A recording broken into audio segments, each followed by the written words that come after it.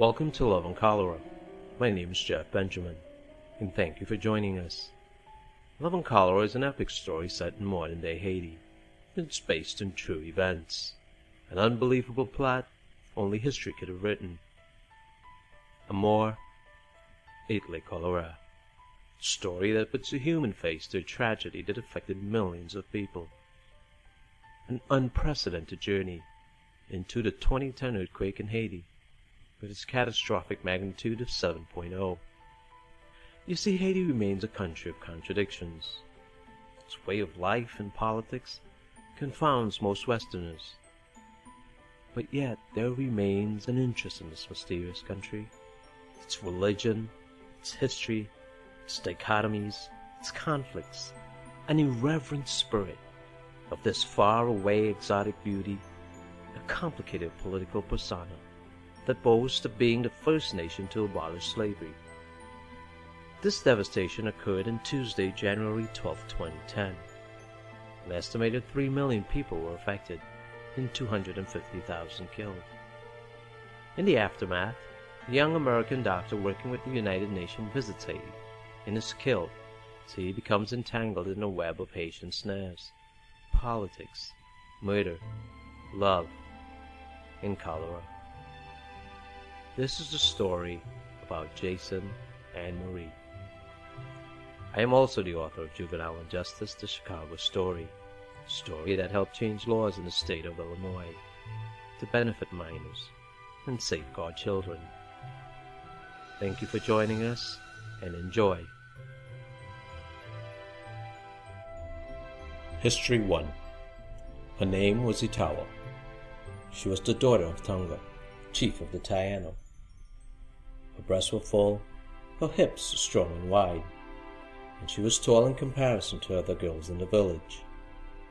2 of the elders of the tribe braided her hair with long soft coconut palms, as her hair glistened in the sun like long threads of gold. She sat playing with the black rock around her neck, given to her by her father. Life was good in the village. Chief Tonga had made peace with the other tribes, and Itawa was set to marry Kupa, son of Ulawa. The men had gone fishing early that morning in the Amour River.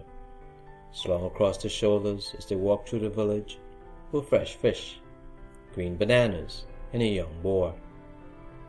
The slow beat of the bamboo rods filled the air. Later that evening, the men began to drink wine made from the yucca plant. The woman filled a pit with stones and cottonwood. The crackling fire spat out the earth like fireworks. So they wrapped the young boar in kanuka leaves and placed it at the bottom of the pit. A top layer of stones and banza wood was placed over the boar, and the fish wrapped in banana leaves as the final layer. At nightfall, the boar was taken out the pit, and a feast laid out for the village. The men fought each other in tribal ritual customs. Bloodied, bruised, they drank wine until all was quiet.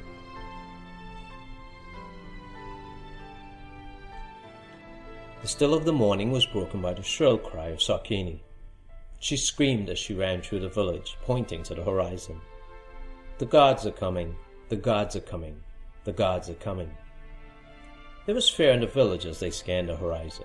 3 great ships sat on the horizon: the Pinta, the Nina, and the Santa Maria. Tonga shook his head in disbelief. The gods had come in honor of Itawa's marriage, he told the villagers. They gathered gifts and prepared food for their arrival. Christopher Columbus and his men saw the natives on the beach. "Savages," they whispered amongst themselves. They were well armed. They were sure the savages would be no match for them. They loaded their muskets and headed to shore. But Christopher was amazed as they were presented with roasted fish and gifts. The Indians called the island Haiti, land of the big mountains. The Spaniards observed some of the villages with gold ornaments and were eager to find out where they came from. They questioned where they had found the gold. Tonga soon learned that these men were no gods, but were ordinary men. They were greedy men from another land in search of gold. The villagers told Columbus there was a great chief on the other side of the island who had lots of gold. Columbus was eager to meet this great chief, and soon he began to trade with all 5 tribes: the Magua, the Marian, the Axarugua, and the Magui, and the Higigui. All 5 tribes inhabited the island. Columbus soon met Chief Ganakari, who told Columbus the island of Banquii was rich in gold. Columbus soon became obsessed with the idea of finding Banquii, so he became a close friend to Chief Ganakari. He was eager to return to Spain for more men and supplies to find Banquii, the island of gold, and just before Christmas he set sail for Spain. On the night of December 24th, Santa Maria became stuck on a sandbar and was destroyed by a storm. Chief Guanacari rescued Columbus and his men and assisted in bringing parts of the ship and its supplies to shore to build a small fort. Columbus returned to Spain, leaving behind Luis de Torre, Diego de Arana, and 39 of his men. His orders to his men: collect as much gold as possible and await his return. Tonga had become increasingly disgusted with his guests' hunger for gold and the village girls. The disease were killing his people. They were like parasites. Tonga called a meeting with Chief Guanacari and his brother, and they all agreed the man with the white skin was bad. Although Chief Guanacari did not agree to Tonga's actions, he assured Tonga he would not intervene, and that he would stay on his side of the island. When the moon was full, and the North Star was brightest in the sky, Tonga sat down with the village warriors and formulated his plan. They waited for when the moon was smallest in the sky. Itao and the village woman made a great feast in honor of the men with the white skin. That night, the stars lit up the night like fireworks. The Orionids' meteors showered the sky. If the great turtle moved, this would mean the sign that the gods had approved.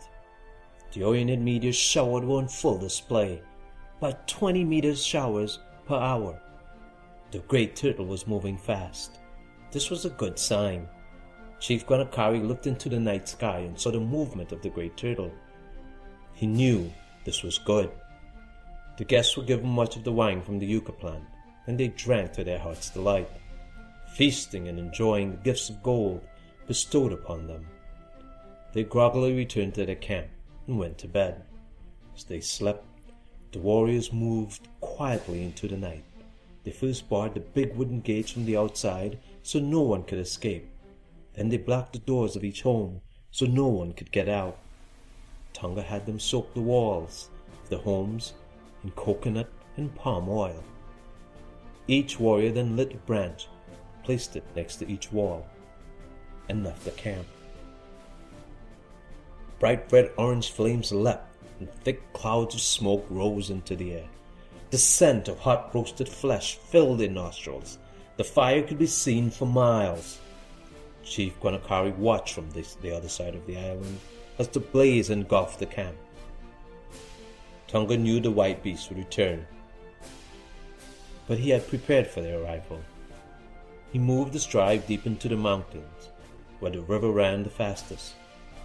When Columbus returned, he was enraged. The entire settlement was gone. He could find no trace of any survivors. His men, the settlement, was a pile of ash and burnt bones. As Columbus buried them, he vowed revenge on the natives. Armed with 17 ships and 1,500 men, Columbus searched for survivors. But he knew they had all perished. He embarked on a mission and moved swiftly with his men. He enslaved most of the tribal Indians. Those that resisted were killed. They laid claim to the entire island on behalf of Spain and Queen Isabella. They named the island Hispaniola. In the ensuing years, disease wiped out most of the native Indians. This was due to the spread of cholera. In Europe during the 1500s, the cholera was unstoppable. This pandemic wiped out most of the tribes. The continued migration of the Spaniards and seasonal warming of coastal waters made the infection rampant throughout the island. The Indians thought bathing in the sea would cleanse them from the foul disease. But they were wrong. Little did they know the transmission was occurring exclusively through their contaminated water and food. In addition, they didn't know cholera was a saltwater organism, and its primary habitat was the marine ecosystem, where it lived in association with plankton. The Indians were doomed to die, and as the hot season came around, the disease became worse. The warm weather caused seasonal increases in the number of organisms associated with algal blooms. But Tonga kept his distance. He watched from afar. He did not know why his people were dying, but he knew there were two factors: the white devil and the disease. His people died by the thousands, and when the outbreak ended, less than 1,000 of his people remained. Tonga kept moving his tribe to different mountains, avoiding the white devil. His tribe was now 500. He cursed the day the Spaniards landed on his shore. They were not gods. They were the dark ones, who came at night for the flesh of the young and the blood of the old. Soon more ships came, men calling themselves pirates, traded with Tonga's people for gold, food, silver, and cloth. For the first time, Tonga and his men saw the people with the dark skin. Their skin was black, and their lips were thick. They worked on the pirate ship, and some were bounded by chains and whipped by the white devil when they were drunk. Tonga treated them well, for they were men like him.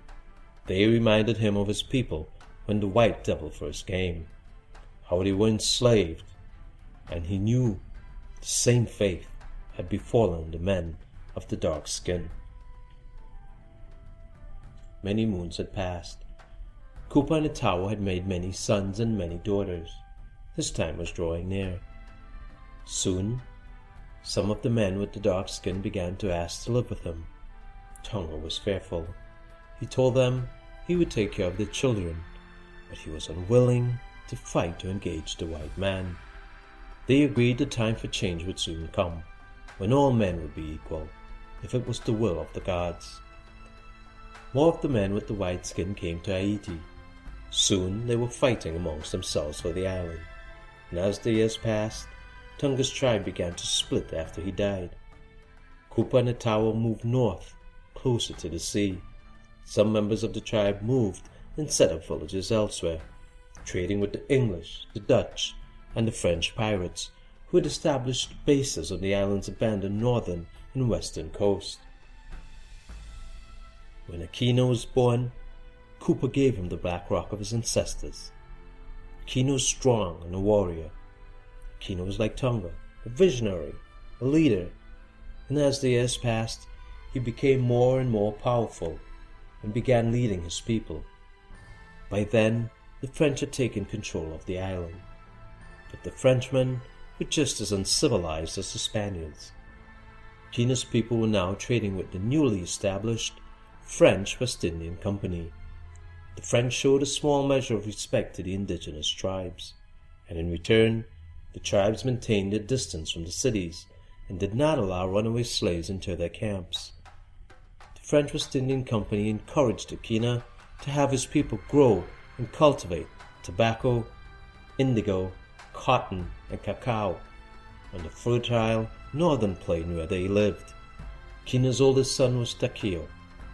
Takeo was out picking coconuts for the village. His body glistened in sweat. He was tall and lean. His dark skin was burnt from the hot sun.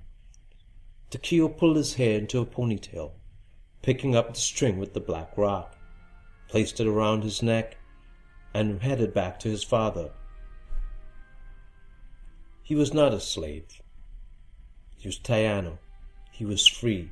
Oh, but how he longed to walk the streets of Saint Dominique, the city the white man had built. He stood on the hillside looking at the city from a distance. One day, he said to himself. One day. Then he lost his balance and he fell. It felt like the earth was shaking. He shook his head in disbelief and stood up. I must have been in the sun too long, he thought. Then it happened again. This time he fell flat on his back. He grabbed his machete and began to run towards the village. He looked back at the sea. The water was moving backwards. The waves were all going in the wrong direction. As he arrived in his village, he saw the elders. They made everyone pack their bags and made for the highest part of the mountain. They were not close to the water, but the elders spoke of Godillo, the big water. From the highest peak of Mont Salon, they watched as the sea returned. It was the biggest wave Takeo had ever seen. Godillo had come to cleanse the land.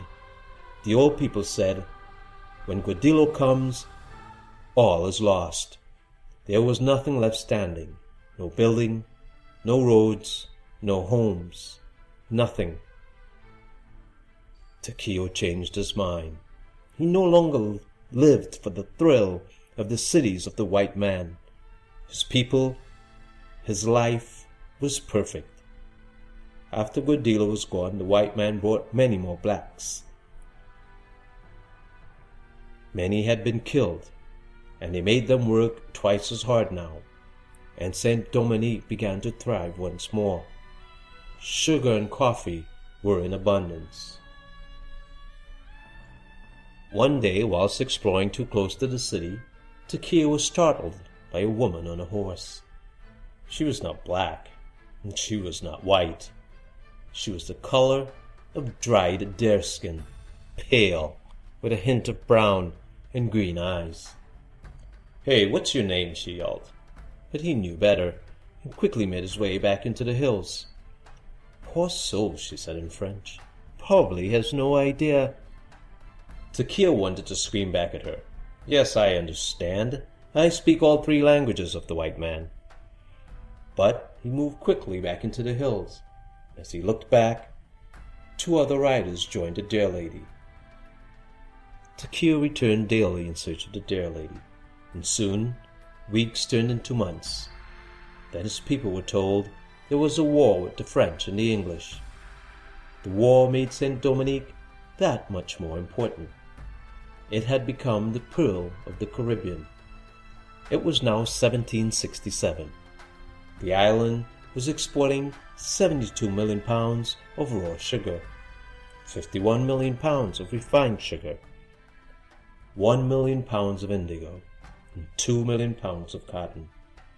It was now one of the most important French colonies, producing 40% of all the sugar and 60% of all the coffee consumed in Europe.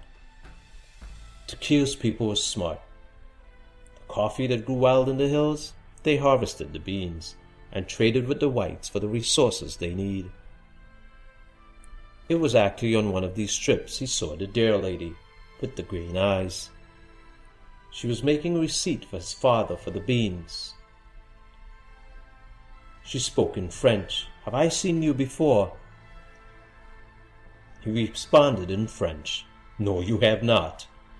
She appeared stunned, and their eyes locked for a brief moment. His father nodded, and they left. The last thing he wanted was for his father to know he had been close to the city. He knew this was making his father very angry. "Never do we speak back to the whites," his father told him. "Never. What possessed you, Takeo?" Takeo did not respond. It was the way of the Taino. He nodded and continued to walk. The next week he went back into the hill overlooking the city, but she was not there. He returned every week for 2 months. Then one day as he was about to leave, he heard pounding hoofs. It was her. Their eyes met. "I knew it was you," she said to him. She had so many questions to ask him about his people and his way of life. For months they met on the hill, day after day. They would sit and talk. She was what the French called gens de couleur, people of color. Her father was the Chancellor of Saint Dominique. The city, she told him, had the largest and wealthiest free population of colored people in the Caribbean. The mixed-race communities in Saint Dominique were not slaves.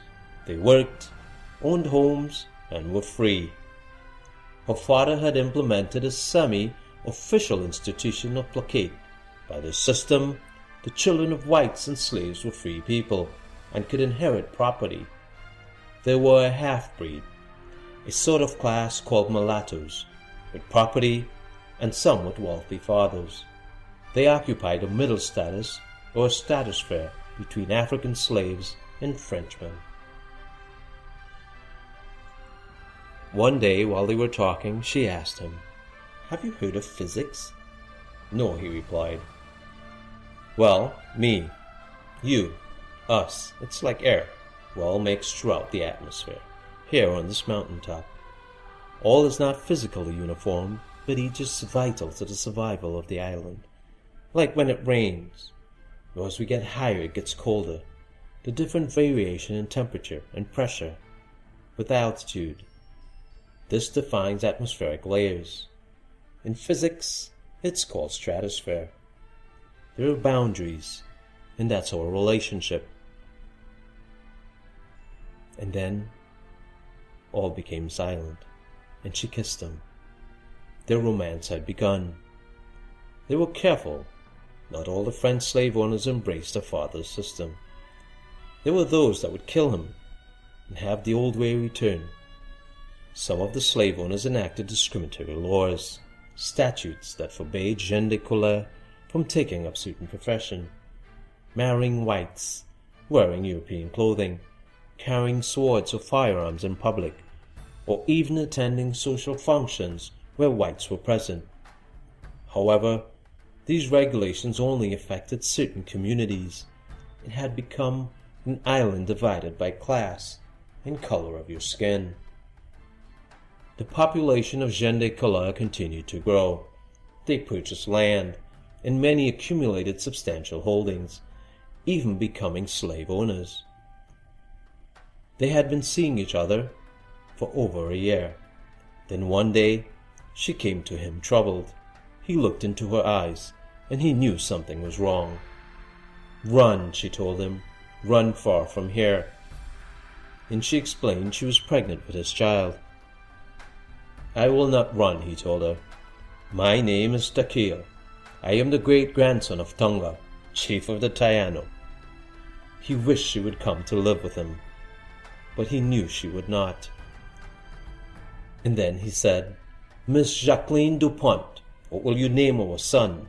he said, smiling. But she was angry at him for not wanting to run. She was scared, but he made her laugh. "René Dupont, because you, sir, do not have a last name," she screamed, half lying, half crying, and she laid in his arms. "They will never catch me," he said, "and your father will never hurt you." And I liked the name.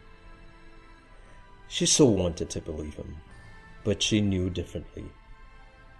They had stopped seeing each other, and they started changing their locations.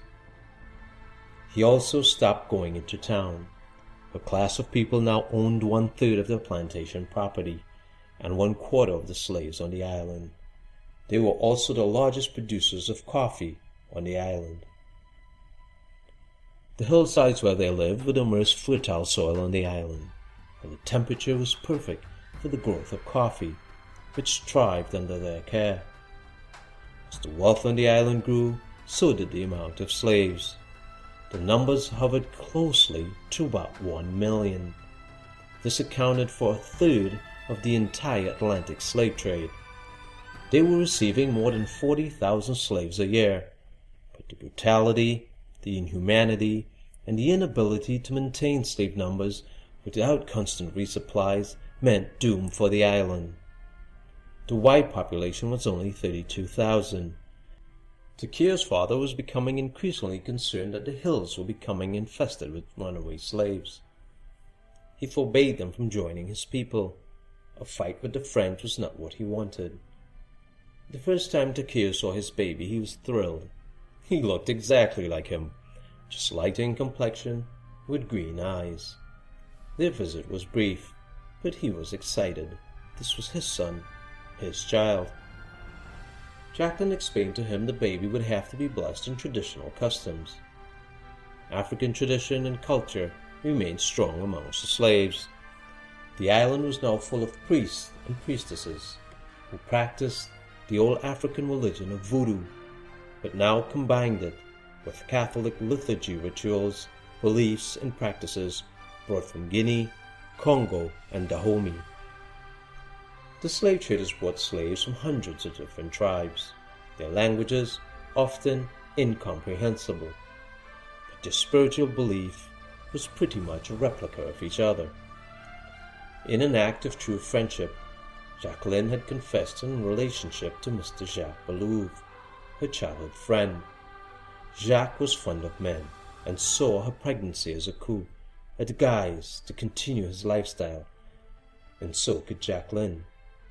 He told her his proposal, and before anyone could question their rash decisions, they were married. Jacques asked Jacqueline's dad for her son to carry his last name, Dupont, so the name of Dupont could continue. Jacqueline's dad was ecstatic. Rene Dupont hung upside down over a wooden barrel.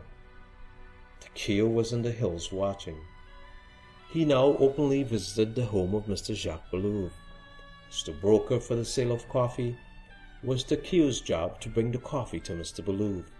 When the loads were heavy, which was most of the times, he would stay the night in the room where the coffee was stored. Or, this was a story which they told anyone who would ask. Madame Laveau emerged from the shadows, took the child from the hands of Jacqueline, and dropped the child into the black water, letting out an eerie screech. Takeo was stunned. He would not stand idly by as some crazy woman killed his son. But, in the blink of an eye, the son emerged from the black depths of the wooden drum, screaming at the top of his lungs. Miss Laveau held the child up to the sky and muttered some words to her God. The son was quickly wrapped in warm blankets, and the ceremony began. Jacqueline then took the child inside. A large circle was drawn in the dirt with an inner ring. 2 young goats were brought to Miss Laveau to be sacrificed. Their necks were slit open. Some of the blood from each of the goats was placed in a calabash. The goats were held upside down, and their blood made to fill the inner circle. Miss Laveau stood in the inner circle as the group danced through the night. The beating of the drums and the chanting continued for hours. Miss Laveau then brought a black bottle which appeared to be the root of some plant. The contents were poured into a calabash gourd, mixed, and each person was required to take a gulp of the potion. Takeo was happy. He was watching from afar, and he wanted no part of the ritual. One by one, minute by minute, the drums slowed. Soon the dancers fell to the ground, convulsing in spasms. The drums kept beating, and they frothed at the mouth, but miraculously no one crossed the circle or fell into it. Miss Laveau stood in the circle for what seemed to be hours. Maybe he had fell asleep or passed out, but it was morning, and he was in the same spot from the night before. He stood up. There was work to be done. He had to get back to his village.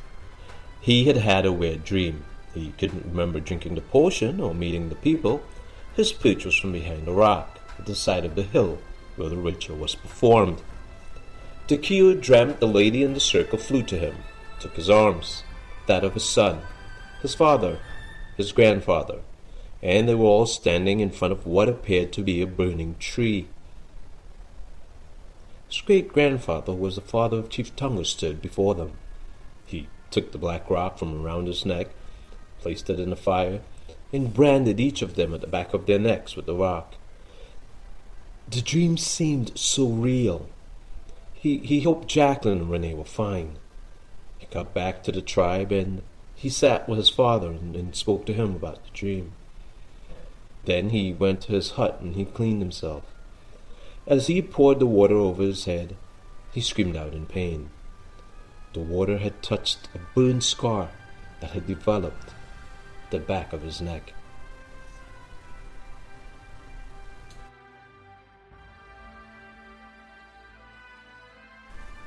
History 2. Life was changing on the island. Slaves who escaped formed communities of Maroons and started raiding plantations on the island. Jacqueline came to him with news, but he had already knew that war was about to break out on the island. Things were going to change. Some of the farmers had enacted the Code d'Honneur, which accorded certain human rights to slaves and responsibilities to the master, who were obliged to feed, clothe, and provide for the general well-being of his slaves. But the Code d'Honneur also sanctioned corporal punishment in its harshest forms. The purpose was to put down the rebellions and instill fear in the hearts of men. The retaliation for the raids was swift and brutal. They hung those captured with their heads downward. They tied them up in sacks and they threw them in the Arbonite River. They crucified them on planks, buried them alive, crushed them in mortars and made them consume feces. Some were beaten until their flesh was raw and left on open anthills. Others tied to trees and swamps to be devoured by wild beasts and insects. A favorite of the cane farmers whose farms were burnt was to take the captured slaves, prepare a boiling cauldron of cane syrup, and boil them alive. Takeo watched as they captured 6 slaves one day, both men and women. They placed them inside barrels which were studded with spikes, and they rolled them down the mountainside into the abyss, smashing into the sea. They chased them with their dogs, man-eating dogs, who tore at their flesh and ate them to the bone. Miss Laveau's adopted son McCandle, who had arrived from the island of Guinea, became the worst marauder of them all. He paid savagery with savagery. He was a voodoo priest, a hooligan. He united many of the different Maroon bands and the runaways. Jacqueline felt unsafe. She had moved into the city with her father. 6 years passed of continuous war. Rene was becoming a young boy. Takeo had not seen him in years. He was now battle-scarred and weary. He had fathered 3 more children. Rene was his firstborn, and he thought of him often. For the 6 years the wars raged on, the marauders staged terrible raids, evading capture by the French, whilst killing over 10,000 people. McCandle preached an eye for an eye and a tooth for a tooth. For every slave beaten, he said, I promised the heads of 10 whites would fall. One night McCandle went to the dam where his men, they were poisoning the drinking water for the plantation owners, and he was captured. It was a victory for French soldiers. They tied him to a stake in the middle of the public square of Cap Francois, and they burnt him alive. After the capture of McCandle, things settled down on the island. Rene Dupont was becoming a young man, very French, but more different in every aspect. He was tall and handsome. His hair was soft as silk, and he had the most piercing green eyes. His skin was tan, a golden hue, like a cross between old Taino Indians and white. He was a prince in the city, and even the white slave masters noticed him. When he was 20, a man came to his house late one night. His mother met the man in the dark and whispered. When she came back inside, she was crying. He later learned that his real father was Takeo, and he had died. But Takeo had left something he wanted him to have. That night he spoke to his mother long into the night. She told him the reason he looked like a prince was because he was a true prince of Haiti. His father was the last of the great chiefs that once ruled the island. His father was Takeo, the man who delivered coffee to his stepfather when he was a boy. Rene remembered Takeo. He was smart and strong and always kind to him, bringing him gifts when he was a young boy. He taught him to make boats from the tree of the sandbox, to float it in streams when it rained, how to whistle and make kites out of brown parchment. He remembered these things. Rene went to his room and came out with a wooden knife he and his father had made. Takeo carved it from a piece of wood they had found. How patiently his father sat that day and carved his little wooden knife. Now he understood why the man who brought the coffee when he was a boy was so nice to him. His mother told him his father had died from yellow fever. His mother placed the black rock around his neck. As he looked carefully, he observed that it was not a rock, but it appeared to be a black gem like a crystal, emerald, diamond, who knows? But it was no ordinary rock. It was of value. It had belonged to all the great kings of Haiti. And now it was his. That night he did not sleep. What did all this mean? Why him? Why now? As Rene began to understand his role on the island, he found ways to break the cycle of slavery. He used the new revolution taking place in France to open debates about how new revolutionary laws would apply to Saint Dominique. But the old families were unwilling to grant the free men of color citizenship. Rene, along with the free men of color, led a revolt against the old establishment. They felt all men should be free, but at the very least, the free men of color were entitled to French citizenship. 10 days before the fall of Bastille, July 1789, the French National Assembly had voted to seat 6 delegates from Saint Dominique. Rene Dupont and his group unsuccessfully petitioned the white planter delegates to support mulatto claims for full civil and political rights. Through the efforts of a group he formed called Société des Amis des Noirs, he petitioned the National Assembly in March of 1790. The National Assembly granted full civil rights to the Gens de Choléra.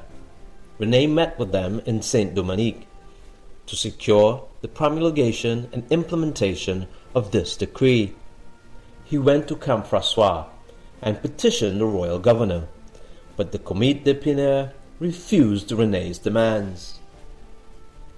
Rene was furious, but he knew time was all he had. He would have to wait until the time was right. The rest of the group was not that quite patient. They wanted recognition or war with the slave owners. Rene reminded them they all had families. It was important to preserve the peace and let diplomacy run its course. Unknown to Rene, Auge and Jean-Baptiste Javins, 2 of his closest friends and veterans of the Savannah siege during the American Revolution, attempted to attack Camp François. The rest of the Gens de Choléra chose to side with Rene and refused to arm or free their slaves. Rene knew it was suicide. Auge and Jean-Baptiste's attack was defeated by a force of white militia and black volunteers. Afterwards, Auge and Jean-Baptiste fled to Hinche, the Spanish part of the island. They were, however, captured and returned to French authorities, and both Auge and Jean-Baptiste were executed. Rene was now married with children. He lived with his wife Antoinette and his mother Jacqueline. They were sleeping when they felt the first rumbling. Then their house shook a second time. "Head for the hills," he cried. "Antoinette, get the girls." So he quickly grabbed all their valuables. It was dark, he could not see, but he followed his mother Jacqueline. She was familiar with the hills. They kept slipping and sliding. It was a massive quake. The land gave way beneath their feet. "Stay together," Jacqueline told him. They could hear voices in the dark. Others were climbing the mountain. After an hour they got to the lookout where she and his father would meet. "This is the very spot where your father survived his first earthquake," she told Rene. "It was 50 years ago." Then they heard the screams and smelled the salt water, the eerie sound of building and trees being washed away. They were safe, high and dry. Jacqueline and Antoinette unfolded the blankets, and the children slept. When dawn broke, it was a mess. The water had not yet receded. The earthquake was strong. It had destroyed and leveled all the buildings between Lake Miragon and Petit Goave. To the west of the island, everything was destroyed. The plain of the cul-de-sac, a rift that ran under Port-au-Prince and Hinch eastwards, experienced extensive soil liquefaction, and a canyon had developed. The entire village of Croix-de-Becois had sunk. There were bodies floating in the water. The tsunami had come ashore along the Gulf of Gonaive, as far in as 10 miles. There was no time to fight each other. Rebuilding the island was hard work. Many of the slaves had escaped into the hills, and the sickness had started. They claimed it was the tainted meat from the traders, but those who did not eat the meat also became sick. The heat, the stench of rotting corpse and strewn garbage filled the air. When his mother became ill, he knew it was the end. She died 9 days later. They advised drinking rum in large quantities to stave off the delirium, but still they died. Then Antoinette got the sickness, and she died. He thought it was a matter of time. But the girls survived. They were strong and smart, and all he had left. He felt lucky. When it was over, the sickness had claimed 15,000 lives. The island began to rebuild again. Slowly Rene watched as the old way of life returned. Treatment of the slaves was even harsher now, because the island had to be rebuilt. That night Rene rubbed the black diamond around his neck. What would my father have done? He asked himself. Then he remembered the story Takir told him when he was a boy. He was at the back of their house watching him unload coffee all by himself. "Where are your friends?" asked Rene. "Why does no one help you?" "Ah, but little Rene," he said in French, "they do. Who do you think picked all these coffee beans? And how do you think they became dry? And how did they get inside this bag? I have many friends, and many people who work very hard. But my job is to protect my people, and do all I can to make a better place for my son, who I love so dearly." "Is your son a boy like me?" asked Rene. "Yes, a boy exactly like you," replied Takeo, looking at Rene and smiling. "Will you still let me ride your back like a horse until I'm old enough to get one? And will your son be angry?"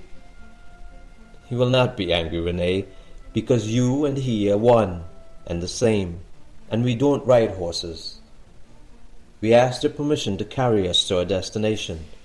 We harm no living creature for pleasure, but only out of the necessity of life, for this is our way, the way of my father and his father, and me, and now you, and the Taino people." "When I grow up, can I be like you and carry coffee and not harm animals?" asked Rene. "When you grow up, you will be smarter than me, stronger than me, carry much more coffee than me, little Rene." "My daddy says when I grow up I will live in France," said Rene, smiling at Takeo. Takeo replied sternly back to Rene. "You were born in Haiti, were you not? This is your land, is it not? Then here you must stay and become the best warrior for Haiti, because this land belongs to you." It was a cold, rainy Monday, August 22nd, 1791. Rene had Boussan ride to Alligator Woods. Boussan arrived in Alligator Woods around midnight. What he saw amazed him. In the woods, gathered together were thousands of slaves. Dutty Bookman emerged from the shadows to receive the message. He nodded and smiled at Boussan, and he turned to the crowd and shouted, "Let the ceremony begin." The word from Rene was that the Jean de Color would support the revolution. Dutty Bookman was from Jamaica, a British colony island. He was an enormous man, stood over 6 feet tall with big arms and the body of a warrior. He was also very loud and vociferous, and the worst of all the appointed black slave commanders. He worked them harder and treated them as bad as the white slave owners. But at night he was different. He herded them in groups of slaves and taught them to read and write. He also taught them voodoo. He was known as the most powerful voodoo hooligan on Jamaica, with the ability to talk to the dead and bring spirits back to life. His British master soon learned he was not a commander, but a revolutionist who preached insurrection. He was tied to a tree and flogged, and his masters told the slaves Bookman would be taught a lesson. Anyone who listened to him would be treated the same way. Left for dead, tied to a tree, his master woke the next morning to find Bookman working in the fields, his clothes tattered, but his body unmarked. The legend says that very next day Bookman was sold to a passing ship to a French slave owner in Saint Dominique. When asked if he could speak, Bookman told his French owner, "I can speak as well as read and write." It was then the French owner decided his English nickname, which was Bookman, would be changed to Bookman, French, Français. Their relationship did not last very long. Bookman escaped and began to organize all the escapees who lived in the mountains. He sent letters to all the Mambos and all the hooligans on the island. He asked the gens de Choléra for their support, and when they did not respond, he showed up at their homes. Bookman was somewhat of a bully. If you didn't like the way he did things, then he threatened you, spiritually or physically. The slaves loved him. The whites feared him, and the gens de Choléra optimistically cautious. As René returned home one evening, he was tying his horse when Bookman emerged from the shadows. "Monsieur René, I've written you several letters and you've not responded. What say you?" "Coffee or tea?" replied René. "My children may be asleep, so please be quiet." Bookman was taken aback and quickly said to René, "My name is Bookman. I am the hooligan who wrote to you." "Yes," replied René. "You came 40 miles by foot to meet me, and have been standing outside my farm on the hill since 4 p.m. this evening. You must be hungry. Would you like some dinner, and did you say coffee or tea?" "Coffee," said Bookman. "Mr. Bookman, we do not know who you are. We have heard of you, but we do not know you, and I speak for all the gens de Choléra. Many of us have immense wealth on this island, and our families. You are a stranger in our midst. We have a lot materialistically to lose and little to gain. But believe it or not, that's not our main concern, though we hemorrhage internally for our brothers and sisters who are enslaved. Once we move forward on this, there is no turning back.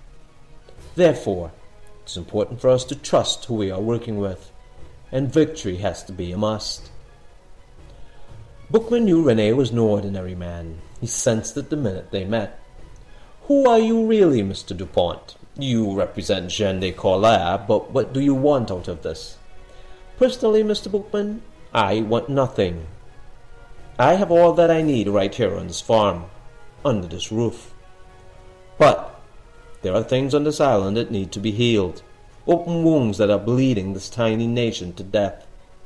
I want these wounds healed, and its people free, free from bloodshed, free from invaders, free so that my people can once more walk these lands, and my children enjoy its prosperity and fruitfulness." "But isn't that all we all want this? Am I wrong here, Monsieur René? I mean, you want that, but I want that. This is my island. This is mine, too." Bookman was interrupted by René. "No, Bookman, you are fighting for freedom, and this is not your home. You were brought here against your will, and if you could, you would gladly go back to your home. You want equality, the opportunity to be treated like a man. I am Taiano. My father was the chief of this island, and his father before him. This is my home. I will die here, just like I was born here, like my father and his father before him. Rene took the black rock from his desk and placed it around his neck. He seldom wore it now. It was easily identifiable, and its worth was said to be a king's ransom. Bookman was stunned. The rumors existed even in Jamaica that one who possessed the eye of the Taino possessed the heart of its people. Demian Caracol, the god from which all Tainos were descended, it is believed had first possessed the black eye.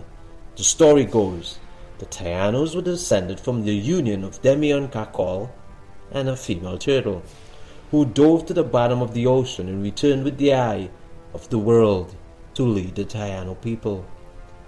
The eye was safely guarded in a cave, but one day there was a huge flood when a father murdered his son who was about to murder the father.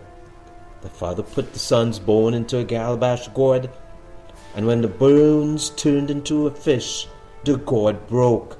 All the water of the world came pouring out, and the eye was lost until the turtle brought the eye back to Demian Caracol. For the first time in his life, Bookman was scared. He was not scared of the white man, and he was not scared of the Jean de Choléra, or any slave.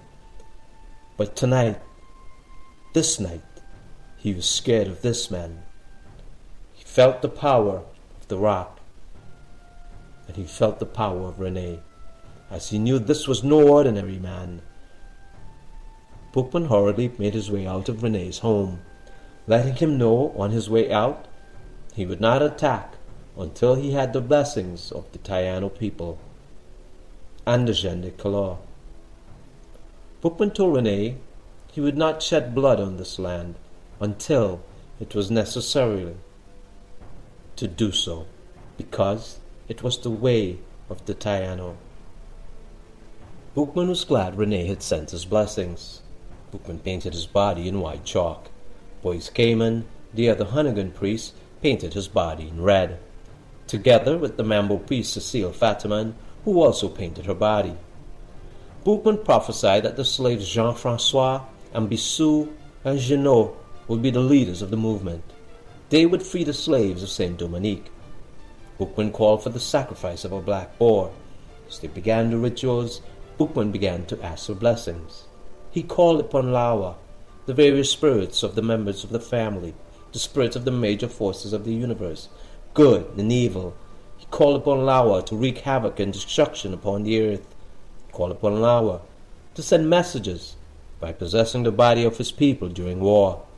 Bookman called upon the twins, a curious and rather mysterious set of forces, of contradictories, good and evil, happy and sad, to go forth and clear the path for victory and open their homes for death, so that the souls of the living could welcome the souls of the dead. Bookman took the heart of the boar. He mixed it with coupe de poudre, weak, drained, tired and delirious. All three priests went into a trance. The others came forth, drank the mixture, and swore an oath to take revenge against the French oppressors. Then Bookman began to bow, and he prayed to Demian Caracol that he should cleanse the land of the evil men. He prayed, and he made a pact with Demian Caracol that if he blessed them with victory, that he would be indebted to him for cleansing the land of the Taino people. The slaves had no idea who Demian Caracol was, and became very scared. Rumors spread Bookman had made a pact with the devil to win their freedom. That week, 1,800 plantations were burnt, 1,000 slave masters killed. Bookman was happy. Things were going as planned. Bookman commissioned the slaves to cast an iron boar, to symbolize the sacrifices and struggles, to commemorate the night the revolution began. Rene was not fond of Bookman, and knew he could not lead a revolution or the slaves. He was inspirational, prone to rash decisions, and volatile. Yeah, he made a good captain, but he was not a leader. Rene needed to prep a leader, someone they can trust on all sides, but most of all, someone the slaves did not see as a master, but as one of their own. He chose François Dominique Toussaint de Louverture, At the time, Francois was a carriage driver. He was well respected. He had earned his freedom and was someone the slaves looked up to. After earning his freedom, he rented a small farm where he lived with his family. Rene knew Francois could be trusted. Francois was 50 years old. He was reasonable, a devout Catholic who did not practice voodoo. Having spent his life in slavery, he was entering old age. But the revolution fired his passion, and Rene knew if called, he would answer the bell. Francois was well read. He would read books on Machiavelli, and he loved his Bible. His one weakness, his writing skills. But Rene would arrange so that most of his ideas and thoughts could be dictated. Rene prepared him for the next wave of the revolution, guiding Francois not to participate, condemn, or take sides in the burning of plantation or the execution of the slave owners. That he should remain diplomatic and encourage the slaves to be organized. Rene told him the slaves must become militarily and politically organized and disciplined. He must become more political, stand his ground, and resist outside pressures to return the island to the old way. Francois was overjoyed and embraced the opportunity to lead his people. He joined the revolution under the watchful eye of Rene. His first job in the revolution was to train a small military group that was assigned to him. 3 months into the war, Busan returned with news to Rene. Bookman had been captured, and the slaves were in disarray. Rene knew it was time to act. Busan told Rene the slaves who now occupied the eastern half of the island were fighting several invading forces. The French were trying to reclaim the island, the Spanish who believed they were the rightful heir to the island, and the English who saw every opportunity as a chance to gain more territory for the crown. Many of the slaves and the new generals felt they should align themselves with the Spaniards on the eastern part of the island. But Rene made it clear to Francois, the allegiance must be to France. The French Legislative Assembly had taken control of France. They sent Léger Facilite des Surtaxes to Saint-Dominique as part of the Revolutionary Commission. Upon his arrival, he realized the only role France would play would be legislatively or as a colony of France. He sought dialogue with Francois on ways to stabilize the colony, enforce social equality, which was originally granted to the free people of color by the National Convention of France. Under the leadership of François Toussaint Louverture and his generals Jacques Jolin de Salanis and Henri Christophe, the island seemed headed in the right direction. There were many battles, and it took a toll on Rene. He was wary. He was continuously and increasingly maneuvering Francois and the Legislative Assembly to find common ground, to work things out. His daughters were now grown, and when Francois successfully drove back the British in 1798, he became the de facto ruler of the island. But Rene had problems of his own. His daughter Michelle was with child. She was carrying the child of Jacques Jolin de Salanis, a known womanizer, and as Rene correctly predicted in a speech to the Jeune de Colas, a traitor. Christophe was born on August 16, 1799. As he lay in his mother's arms, Rene told the story of his father to both his girls.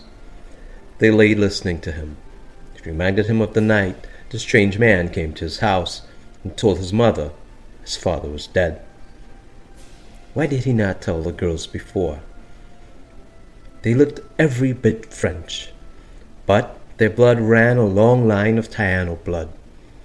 Supposedly, the very blood of Damien Carcol himself. Josephina laughed as he told the story. She was his younger daughter, and so much like him. Sometimes he wished she was a boy. I know the story, Papa, she said, and I know you are the heir to the Taino people. Rene looked puzzled. And that's why the people called you the prince when you were younger. You wore the eye of the Taino. You are the son of Takeo. Your great-grandfather was Tonga. Papa, even the whites know this story. Rene was stunned. He turned to the girls and laughed. And here I am all this time thinking I was called a prince because of my charm." They all laughed. The very next day, Josephina brought home a young Frenchman, who closely resembled Rene. "Papa, this is my friend Philippe. His mother is Taino, but his father is French." Rene was intrigued. He liked Philippe. Soon Philippe was working with him in his business. When he and Josephina were married, they named their first son Rene. His farm had come to life. Little feet were everywhere. It was now 3 years later. Francois was in full control of all Hispaniola, after conquering Santo Domingo and proclaiming abolition of slavery on the island. Peace had come to Haiti. Rene was happy. Francois was careful not to proclaim full independence from France, or seek revenge against the old slave masters. But France had a new leader, Napoleon Bonaparte, who had despised the authoritarian rule of Francois. He had sent several decrees to Francois, telling him to restore slavery in some form or fashion. Francois responded by sending Napoleon Bonaparte cordial responses for dialogue and trade with the new colony. But Napoleon became incensed and sent a massive invasion force under his brother-in-law, Charles Leclerc. After he arrived, Leclerc joined forces with the whites on the island and was able to gain back some territory for France. When Dessalines called for a special meeting between Toussaint and Leclerc, Rene knew it was a trap. He warned Francois not to attend, but Francois felt it was in the best interest of all to negotiate a settlement and bring peace to the island. Leclerc laid a trap, and Francois was captured and taken back to France. Rene was devastated.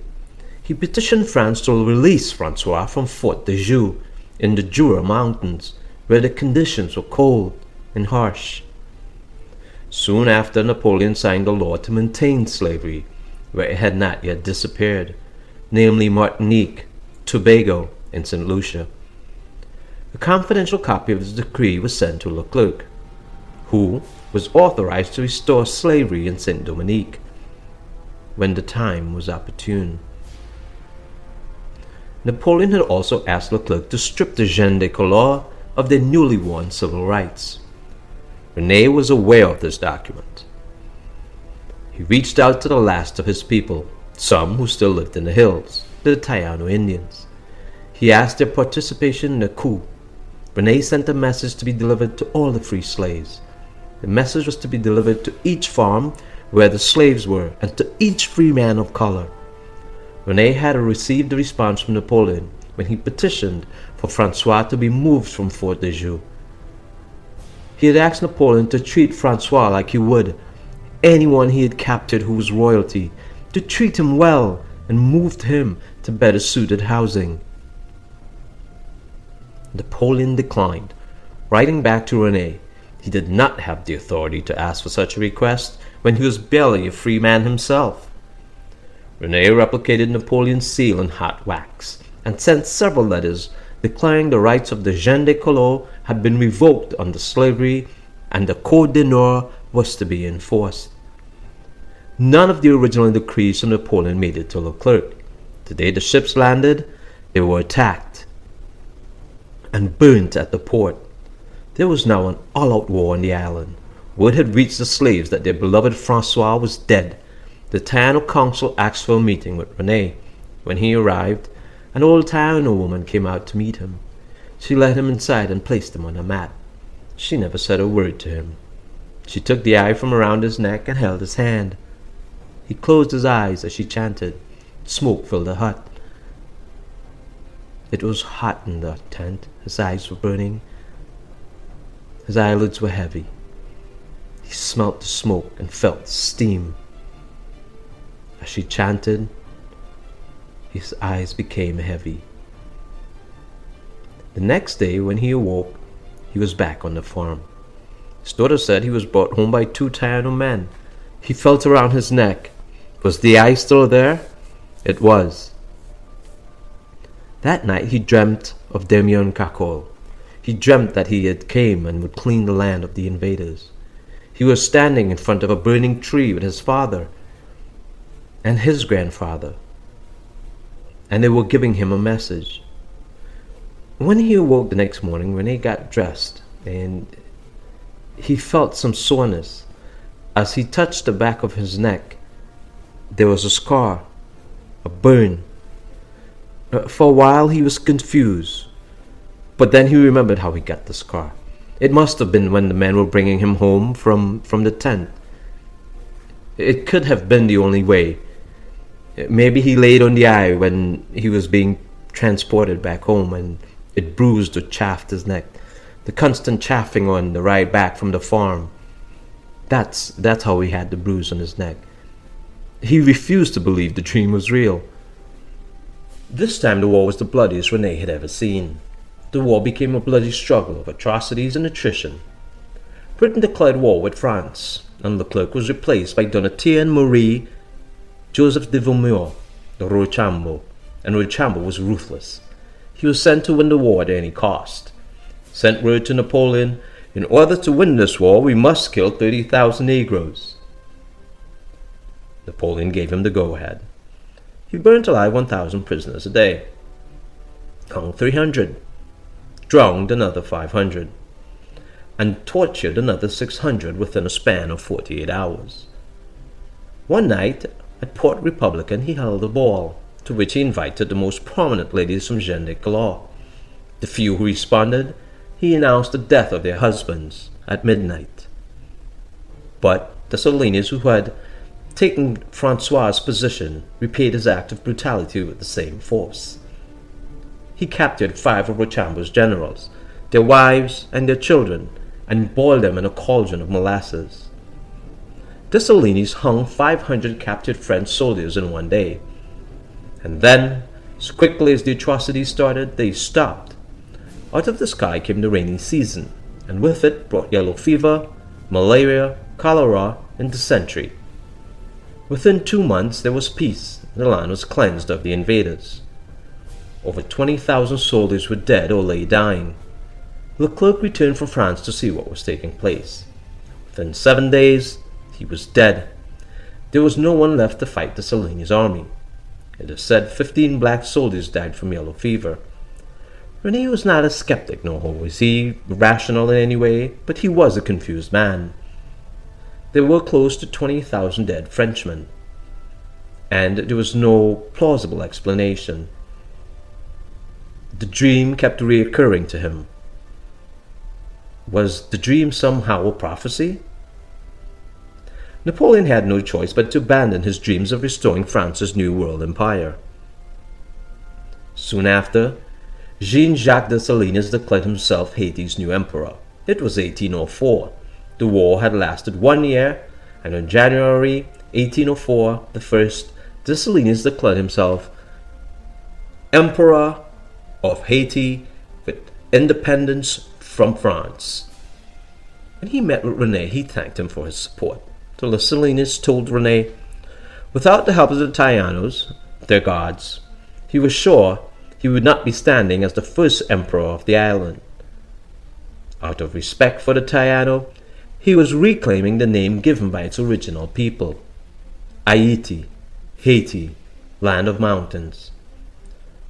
Dessalines also told Rene he would not spare the lives of the remaining French colonists, who fought to maintain slavery. He was not Francois, and in a final act of retribution, Dessalines massacred close to 2,000 at Cap Francois, 900 in Port-au-Prince, and 400 at Jérémie. He then issued a proclamation declaring, "We have repaid these cannibals, war for war, crime for crime, outrage for outrage." Rene knew this time was drawing near. The wars had made him weary, and his soul was tired.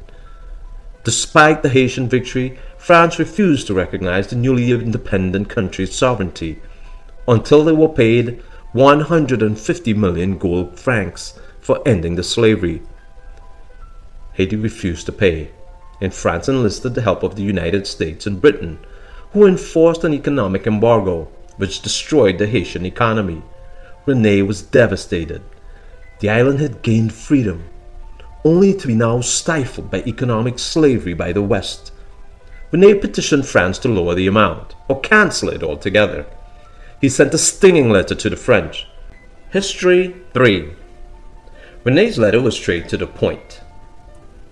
What could have been the rationale to impose a legal fine on a nation unwilling to oppress their people? What was the incentive to impose such a harsh penalty in such a tiny, struggling nation? Was this an act of war, institutional diffusion, or so some sort of political mobilization to keep the reins of slavery intact? This debt would surely destroy the island. For every franc earned, Haiti would be obliged to spend a part of this servicing that debt. This economic bondage is sure to be a worse fate than walking the gallows. Based on France's claim to be repaid, 45% of Haiti's annual budget would be used to service said debt. The very idea that America and Britain would loan Haiti the funds to pay this debt was preposterous. It is well known Haiti's currency, the franc, is soft and frequently fluctuates in value. As a result, they would have to devote ever-increasing quantities of their currency to purchase hard currency, which was necessary to repay the same amount of debt. In addition, he addressed the French National Assembly, sent letters to the United States government and to the British, and eventually France conceded and accepted 90 million gold francs. Haiti did not have the money to pay France. The United States and Britain agreed to loan Haiti the funds, but at an interest rate of almost double the original amount. Combined with the interest rate, Haiti paid a total of 170 million gold francs. Rene saw this as some small victory. Before Rene died, he gave specific instructions to Josephina, like his father gave to his mother. Little Rene was to have the eye. It must never leave our bloodline, he told her. President Dessalines was not a man of the people. He was concerned about power, and he had gained his position by betraying Francois. President Dessalines named himself Governor-General for life and proclaimed himself Emperor of Haiti. He was crowned Emperor Jacques I in a coronation ceremony in the city of Le Cap on the 20th of May 1805. His government released the Imperial Constitution, naming Jean-Jacques Dessalines Emperor for life with the right to name his successor. After naming himself Emperor for life, Emperor Dessalines stayed aloof and never acknowledged his child with Rene's daughter. He was kind and cordial to the family, but never engaging. Soon the people of Haiti became discontent. There were rumblings in different factions for his removal. Two of his closest advisors hatched a plot to kill him. This affected with his style of leadership. Piton and Christophe invited him to dinner at Rail Eterment in Port-au-Prince. It was 17th of October 1806, and Emperor Dessalines arrived at the home of Piton. He thought he was amongst friends. He told his guards he would call them after dinner. His personal bodyguard stayed at Piton's house, sat in a chair overlooking the city. The saboteurs struck them on the head while their backs were turned. They were killed instantly. "What is this?" cried Dessalines. But before he could mutter another word, he was stabbed in the neck and the chest. His body slumped to the floor. The conspirators quickly picked up his body and sent it with their men. Then they staged an ambush. They shot 4 known adversaries of Dessalines, and they said he had been ambushed and killed. Little Rene grew up knowing 2 Haitis, the authoritarian state of Haiti in the north and the Jeune de Couleur Republic of Haiti in the south. He had watched his grandfather run the country from the shadows. Rene Jr. was different. He had decided from a child he would not be in shadows, but at the forefront. North Haiti was richer than the south, but they maintained a strict system of labor, almost equivalent to slavery, just that their people were free and they earned wages. They established a semi-feudal system, a feudage of sorts, in which every able man was required to work on the plantations to produce goods. Little Rene joined the Parliament of Piton and pushed him to parcel out the former colonial estates, make them into smaller holdings. Their government was not rich, and it was continuously plagued by budgetary shortfalls. But the people were happy and enjoyed freedom of speech and a liberal way of life. In 1815, when Simon Bolivar was seeking Venezuelan independence, he came to Rene Jr. and the Jean de Choléra. He asked for asylum. Though there was much wrangling, they agreed that he could stay. Simon asked for a private meeting with Rene. In the meeting, he talked about the indigenous people, their fight for freedom, their struggles to stay alive, and not to be wiped out, the preservation of their way of life and the oppression they faced. On his departure, Rene convinced the Parliament to provide Simon with soldiers and substantial material support because of his respect and admiration for the indigenous people for whom he was fighting. Piton was growing weary of the Senate and the increased meddling and oversight of all issues. He suspended the legislature, turned his position into president for life. Rene Jr. was incensed, told him he could not proceed with his intent, because it was not their agreement with the people. Piton threw Rene Jr. in jail, threatened to hang him for treason. The local Senate staged a protest, and they too were threatened to be tried for treason. When Rene Jr. was in jail, he prayed. He prayed because he was Catholic, because it was how he knew to have faith. He prayed to his father and his ancestors to set him free. 2 days later, Piton developed yellow fever and died. His assistant Jean-Pierre Boyer replaced him and released Rene Jr. and reconvened the Senate. The eastern part of the island was in turmoil. General Juan Sanchez Ramirez claimed Haiti was independent from France and owed no money. But by doing so, General Sanchez broke the treaties of Bale, and on July 9, 1809, Santo Domingo was born. They decided their part of the island owed no money to France and would fall under the control of Spain. In 1811, Christophe claimed he would call himself King Henry I of the North, and commissioned several buildings. By 1820, weakened by illness and with decreasing support for his regime, Christophe killed himself with a silver bullet, rather than face a coup. Immediately after, Rene and the senators rode to the north and met with Christophe's wife. They were successful in reuniting Haiti through diplomacy. Rene Jr. was well-schooled, well-traveled. He had studied in France. Realizing America's goal in burdening Haiti with an insurmountable debt during 1824 to 1826, while the island was under one government, he promoted the largest single free black immigration from the United States. More than 6,000 immigrants settled in different parts of the island. Rene Jr. was not pleased with Boyer's action, as he was heading on the same part as Piton.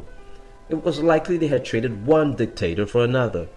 He was acting independent of the Senate, and when Boyers returned from France, he attempted to enforce Code de Rural, a type of slavery like the Code de Noir.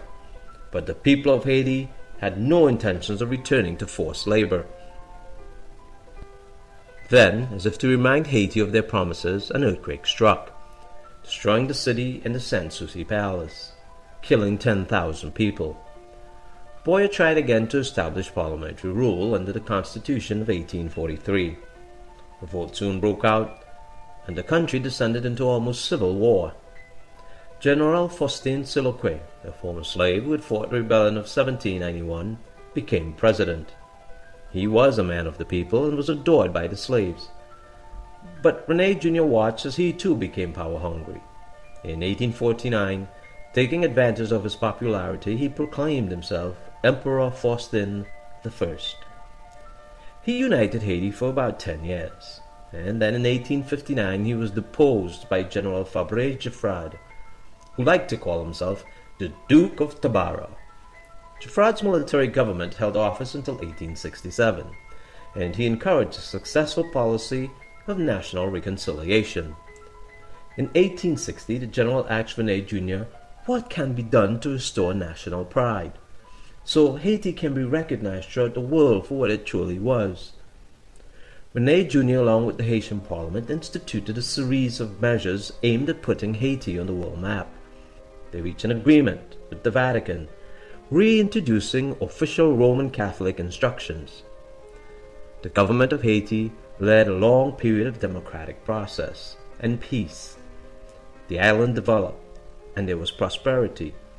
The debt to France was finally repaid in 1879, and René Dupont's family was now entrenched, prosperous, and powerful. René Jr., after he died, had left behind 12 children, 5 girls and 7 sons. René Jr. had invested heavily into monetary reform and cultural renaissance of Haiti. René's oldest son, Louis, led a chorus for the development and flowering of Haitian art. The historical museum and development of Haitian intellect culture was now the primary responsibility of the Duponts. Major works of history were published in 1847 and 1865. Haitian intellectuals and famous artworks were put on display in Europe and the Americas. René's last child, Isabella, became very active, socially and politically. She engaged in a war of letters against the tide of sexism, racism, and social Darwinism. She raised the question of women's rights on the island. Why were they not allowed to be involved in politics, and were not allowed to hold certain jobs? Isabel was not one to be confined by values or speech, and she was definitely an exception to the rule during her time. During the opening of a new school in the capital, paid for by the Duponts, she told the crowd, "In general, women are considered unintelligent, untrustworthy. We were married at an early age, so that our husbands can control us, so that we can be good homemakers and housewives, seen but not heard. This school represents a new horizon for those that wish to accept this path is wrong." Her brother Louis continued to lead progressive transitions in government, which did much to improve the economy and stability of the Haitian nation and the condition of its people. The development of industrial sugar and rum industries near Port-au-Prince brought economic stability to Haiti. For a while, they became the economic growth that the Caribbean once knew. As the country's wealth grew, the tax on its stability rose. Revolutionary armies were formed by the Cacaos, which were present bands in the mountains north along the porous Dominican border. They were enlisted by rival political factions, promises of money to be paid after a successful revolution. The Duponts started doing business with the Germans and influenced others to do the same. Germans were hard-working and honest, and they did not plunder the island's resources. The Germans were given 80% of the international commerce and were allowed to bring their engineering prowess to the island. They operated utilities in Cap Haitien, Port-au-Prince, and the plain of the Cul-de-Sac. They instituted railway and tram services. They installed giant cranes, boat building and repair services on the wharf. The Duponts had made a wise decision. Their wealth had grown enormously under the Germans. The children of Louis and Isabel and their siblings all attended colleges and universities in Europe, diversifying their holdings. The German community proved more willing to integrate into the Haitian society than any other group, including the French. They married into the nation's most prominent mulatto families by passing the prohibition against foreign land ownership. The German government also served as a principal financier for the nation's banks, funding many major infrastructure developments, floating innumerable loans at high interest rates to competing political factions. Isabel was not only a feminist, she was ambitious. She knew what she wanted out of life. When Hans, a handsome young lawyer from the island, asked for her hand in marriage, she smiled and said to him, "Thank you, Hans, but I intend to marry your friend, Johann Berenberg Goslar, who visited here last summer." Johann Berenberg Goslar was from the House of Berenberg, the Berenberg Goslar style of bank dynasty. The family was the Hanseatic dynasty of the merchants, bankers, and senators in Hamburg, with branches in Livorno and other European cities, one of the world's oldest existing bank dynasties, with a history spanning over 400 years. When Johann's great-grandfather, Johann Berenberg, died without a male heir, the bank was passed on to Johann's grandmother, Elizabeth Berenberg. Elizabeth was a partner in her own right. Elizabeth was a strong woman, and the latter's grandson, Johann Gosse, was granted the name Berenberg Gosse by the Senate of Hamburg, and subsequently ennobled by Prussia, and rose to the Baron rank. The Berenberg family belonged to the ruling class of the city republic known as Grand Berenbergs, or the Hansitian, enjoying hereditary legal privileges. When the Berenbergs became aware of Haiti and its potential, they floated high interest rate loans to anyone who was involved in business in the island. Johann Berenberg Gosse visited as an emissary, and to see his good friend Hans, who was doing legal work for the bank on the island. Johann was intrigued by the island, and by the young Isabelle Dupont, who was beautiful, as she was fiery. Isabelle begged Louis to have the black eye. As the firstborn, he was given the eye. Secretly, Isabelle coveted the eye. She was proud to wear the black diamond, which was rare and enormous beyond comparison. One wealthy jeweler once said it was not worth a penny. It could not really be classified as a diamond because it was black and quite common on the African continent. But, try as he might, he could not find one similar or any diamond with its structure, color, and size. And it was near flawless. The size of the diamond was 3 fingers put together. In Europe it was said to be invaluable. Louis relented, and the next summer Isabella took the eye with her on her trip to Germany. She arrived in the port of Hamburg, with 10 female maidservants and 16 male servants. When Isabella returned, she was engaged to Johann Berenberg Gosse. Louis had gone to the university in the United States. He thought his father was clueless. Haitians should not be wary of the United States, they should be wary of Germany.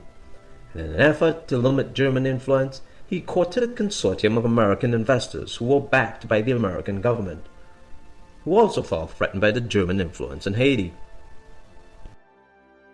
Isabelle was incensed. She remembered their father René had warned them about the Americans. They were nation builders, would stop at nothing, and at no cost to achieve their goals. They were worse than the French and the Brits combined, he said. They had killed over 10 million native Indians. They stole their lands and put them on what they called reservations. The blacks in the south of the United States still lived under segregation laws. Louis was weak, and though she loved her brother, he was like a straw in the wind. When Louise asked for the return of the eye, Isabella refused. Louise and Isabella became bitter towards each other. They continued to run the Banque des Nationales in Haiti. Louis never really cared for his heritage. He called a family meeting and told his siblings he was selling his shares of the family business to the Americans, and they should do the same. Louis managed to convince 3 other siblings to sell their shares. This gave the American investors control of some of the businesses on the island. 2 weeks after the sale, Isabella jumped her father. He told her to leave the island, to take the eye with her. The previous evening she had attended a gala and wore the black diamond. Maybe it was the wine imported from Prussia. But again her father told her to leave. Isabel packed up and told Louise she was moving to Germany. There were things that needed to be prepared for her wedding. She advised her siblings to leave Haiti for a while. 3 of her sisters and 2 brothers went to Germany with her. Louis rejected Isabella's dream as utter foolishness and an attempt to flee with the diamond. He called a family meeting, where he announced that he had a deal with a jeweler to buy the black diamond. Isabella agreed, told the family that on her return the following summer, against the wishes of her father, she would agree to the sale. 6 months after their departure, February 25, 1915, the United States backed a coup and installed William Guam as president of Haiti. A press release from the United States stated Joseph de la Vomar had resigned as president of Haiti and was seeking asylum in the Dominican Republic. President Belbron was promised autonomous control of the island by the U.S. government. President Vilbran immediately established a dictatorship. He rounded up the gens de couleur, or the wealthy foreigners, and massacred 167 of them, including Luis and his brothers. Isabel was devastated. Things were going as planned for President Woodrow Wilson. The United States government had been interested in Haiti for decades, but attempts to get involved on the island were unsuccessful. The first attempt was to establish a naval base for the United States. Haiti's stability was of great interest to U.S. diplomatic and defense officials. They feared Haiti as an independent nation had become too strong. In 1868, President Andrew Johnson suggested the annexation of the island of Hispaniola to secure a U.S. defensive and economic stake. But before the United States could act, Spain issued a statement that Hispaniola was a territory of Spain. Secretary of State James Blaine met with René and unsuccessfully sought a lease of Môle Saint-Nicolas, a city on Haiti's northern coast, for a naval base, but at the head of Haiti's gens de couleur, René flatly refused to negotiate or lease any land to the United States. The State Department report stated that Mr. DuPont was arrogant and unyielding. Louis's death was a reawakening of Haitian pride, of the suffrage of the nation. Isabel refused to allow her brother to be murdered by a government as ruthless as the United States. In May, Isabel met with German diplomats and declared herself the rightful head of the gens de couleur. An alliance was formed between Isabel and the Bundesstagen, a German secret service. Then they met with officials from the Dominican Republic, military officials and senior advisors, all who expressed their support for the operations. On July 11th, Isabel met with the remaining gens de couleur in the mountain of the Dominican Republic. The military had assured the Germans of safe passage and a safe harbor for Isabel. Isabel and the gens de couleur paid the Cacaos the money owed to them by the previous president and bought their allegiance. Dressed in combat fatigues, looking like a young boy soldier, Isabel crossed into Haiti. Germany authorized the support of the Cacaos by giving them money, arms, and equipment. They started to target executions of President Vilbran's soldiers, extracting information through brutal measures. They found support among the people in the countryside, and their numbers continued to grow. When Isabel had all the information she needed, she attacked President Vilbran, and on July 27, 1915, unlike most women of her time, Isabel, dressed in full military garb, rode into the city led by a band of rebels. She attacked the president. The president, being informed of the impending attack by the United States government, fled to the French embassy, where he received asylum. Isabel was not to be deterred. She worked out an agreement with the French ambassador, who despised the Americans. The Cacaos broke into the embassy at night and found President Vilbran. They dragged him out and beat him senselessly. They threw his limp body over the embassy's fence, and awaiting Isabel, tied his body to the back of a horse. She rode through the capital. President Vilbran's body was ripped to pieces and paraded through the capital neighborhoods. For the next 2 weeks, anyone associated with the Americans or President Vilbran was held accountable. The country was in chaos. Isabel seemed to rule the island unofficially for a short time. News of the murder soon reached Washington. American Navy ships, which had been anchored off the coast of Haiti, headed back to the capital. President Woodrow Wilson was wary about the turn of events in Haiti, and especially the possibility of the Germans taking control and having more power. He ordered American troops to return and seize the capital. In the ensuing weeks, a full-scale invasion took place. President Wilson claimed Haiti was now under U.S. control. The United States continued to occupy Haiti for the next 20 years. President Wilson said that a few years earlier, Howard Taft granted a huge loan to Haiti, in hopes that it could pay off its international debt, thus lessening foreign influence. The attempt proved futile due to the enormity of the debt and the internal instability of the country. These events forced him as President of the United States to send in Marines to provide stability. Isabel made her way through the Dominican Republic back to Germany. On the way back, she recalled a famous speech from President Jacques de Salinas, with whom she was cousins. "We have repaid these cannibals, war for war, crime for crime, outrage for outrage." Isabel felt empowered. Justice has been served for the death of Louisa and her brothers.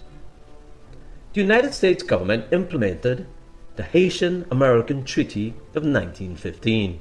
The articles of this agreement created a Haitian gendarmerie, essentially a military force made up of Americans and Haitians and controlled by the U.S. Marines. The United States gained complete control over Haitian finances and the right to intervene in Haiti whenever the U.S. government deemed necessary.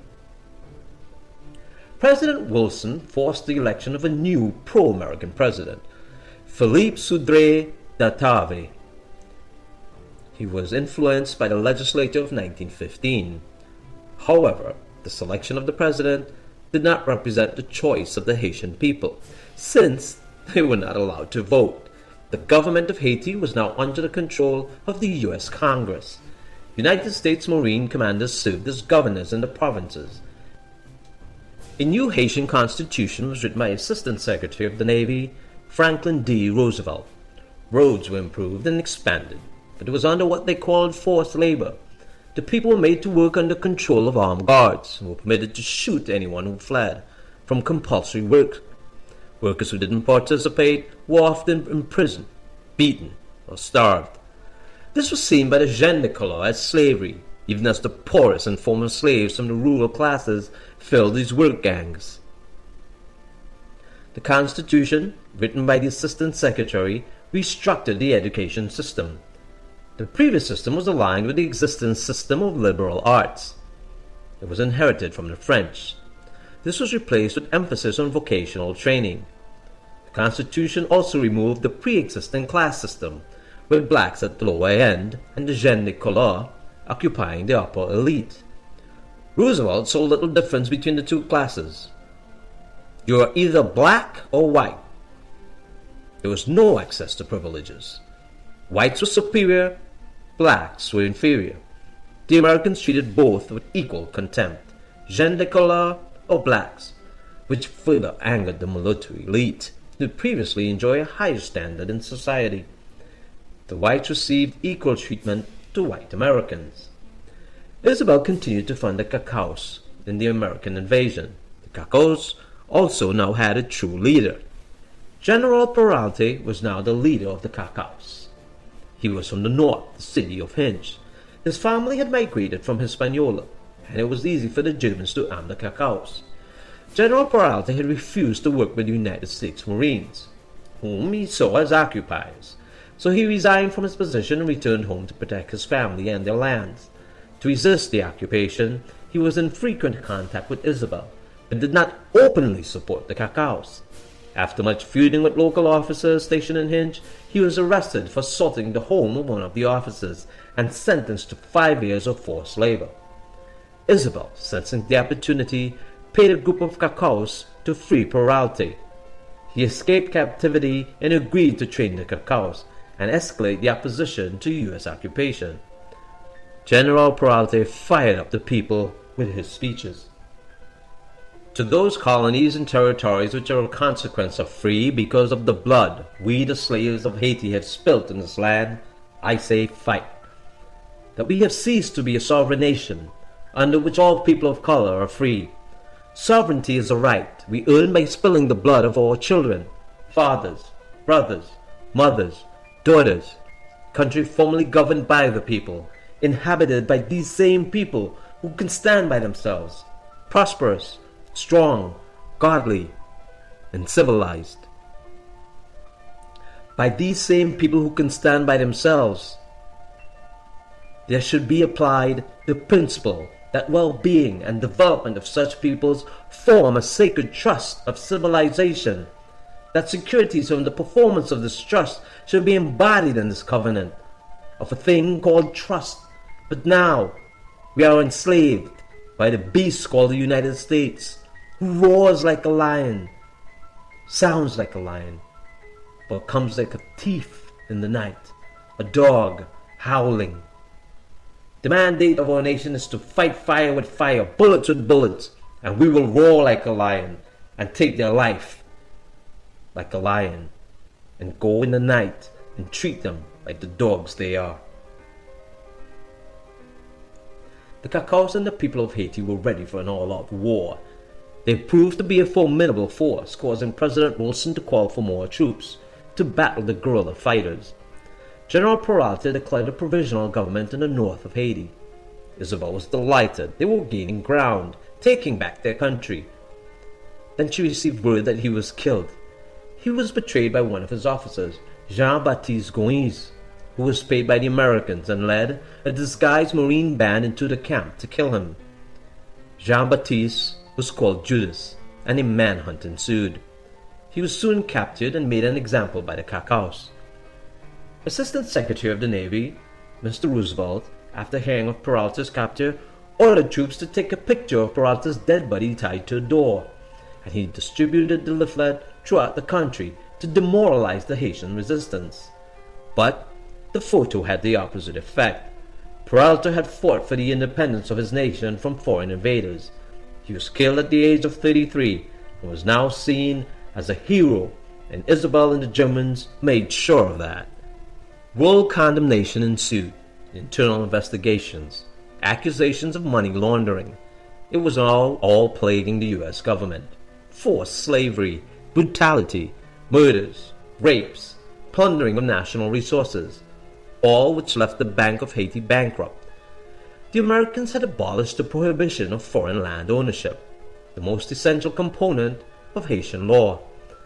When the newly elected National Assembly refused to pass this document and drafted one of their own preserving this, it was forcibly dissolved. The Constitution was then put to a vote by the approval of the Haitian people. If you supported the Constitution, you would be allowed to vote. If you disapproved, you would be turned away. Because of this, the Constitution was approved by less than 5% of the population. The U.S. State Department authorized this, and they stated after the casting of the ballots, 97% of the people were illiterate, ignorant, and in most cases didn't know what they were voting for. Isabel watched from afar as the Haitian people were used up to prop the United States economy. First, as World War I began, Haiti's riches, cotton, sugar, coffee, cocoa, rum, and gold were plundered. There left nothing to be taken. The United States slid into Great Depression, and the resources of the Haitian people became invaluable. Isabel knew Haiti would never be the same. Isabel now lived in the Dominican Republic. The war forced her to move closer to home. A few years later, December 1929, the Marine de la Caisse killed 10 Haitian peasants during a march to protest local economic conditions under which they were working. President Hoover knew he had to address the issue. World condemnation was harsh, but the United States needed the resources of Haiti. They could ill afford to let go of the island during the Great Depression, so he appointed 2 commissions to investigate the events on the island. The report criticized the exclusion of Haitians from positions of authority. As time passed, the struggle for Haiti to free itself from under the yoke of the Americans continued, and in 1930, Haiti elected a new president, Steno Vincent, a longtime critic of the occupation. He asked the U.S. to withdraw its forces, and President Roosevelt agreed, but under one condition: the U.S. retained control of Haiti's external finances, its banks, its commerce, and trade, until the Great Depression was over. Hello, and welcome to Love Cholera, Chapter 1. By now you have formed some insight about Haiti, its history, and all that has taken place over the past couple hundred years. This story is about the earthquake in 2010. This story is about Jason and Marie. Chapter 1. This is Tom Day reporting live from Port-au-Prince, Haiti, where only minutes ago, a catastrophic earthquake with a magnitude of 7.0 rocked this tiny Caribbean nation.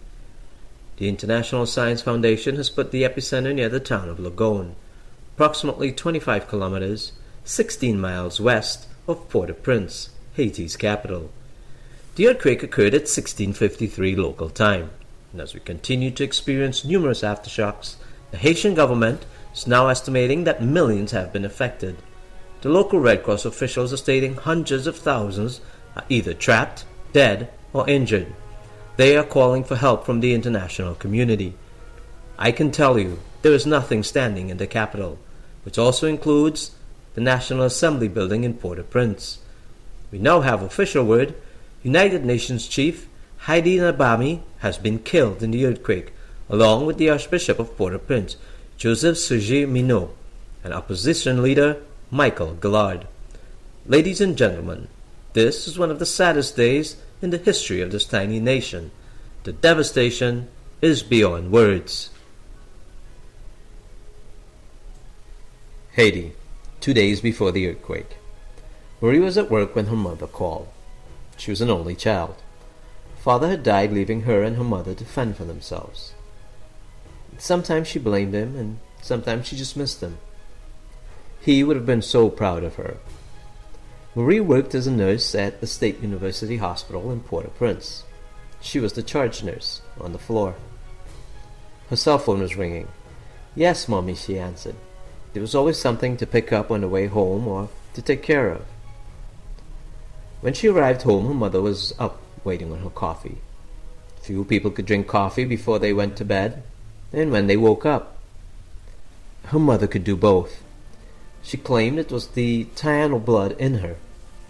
Marie wasn't sure if her mom made up the stories or if they were true, but she had pictures and a great family history.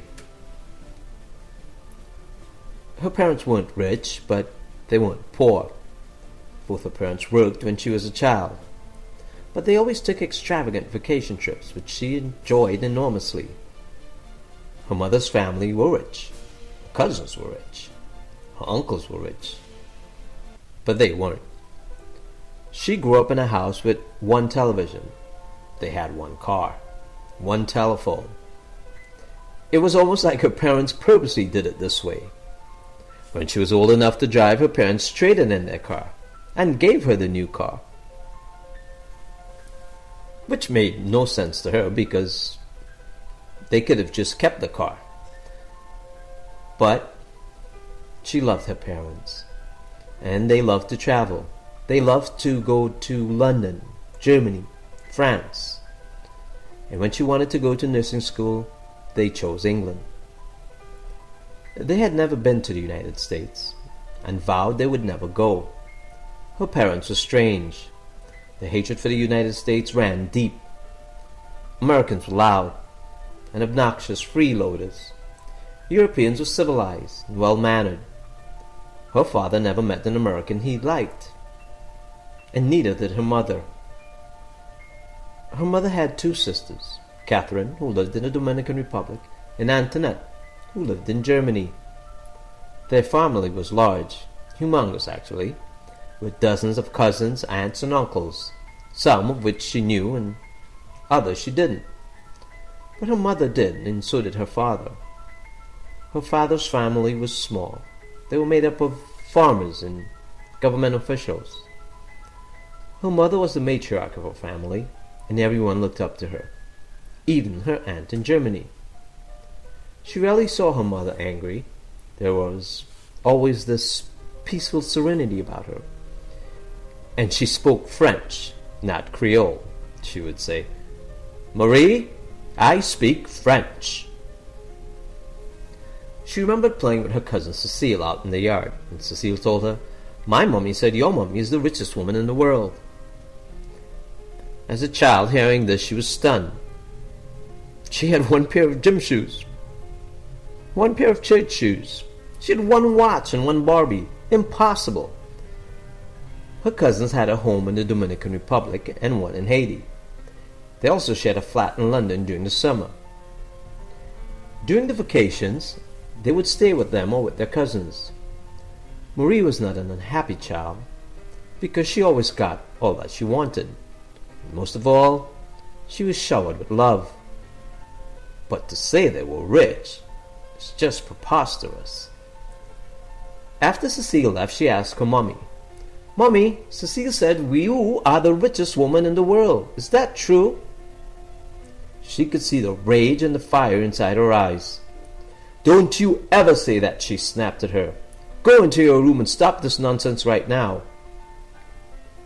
Her mother got on the phone and started speaking in German. Her mother only spoke in German when she was angry. Her father, on the other hand, spoke Creole and mocked her mom. They were different, but yet so much alike. His death devastated her mother, and although it was 6 years ago, it seemed like yesterday. She had been close to her mother, but her father's death brought them even closer. After he died, her mother opened up to her. She told her they were not rich but comfortable. The legacy of the Black Diamond was fascinating.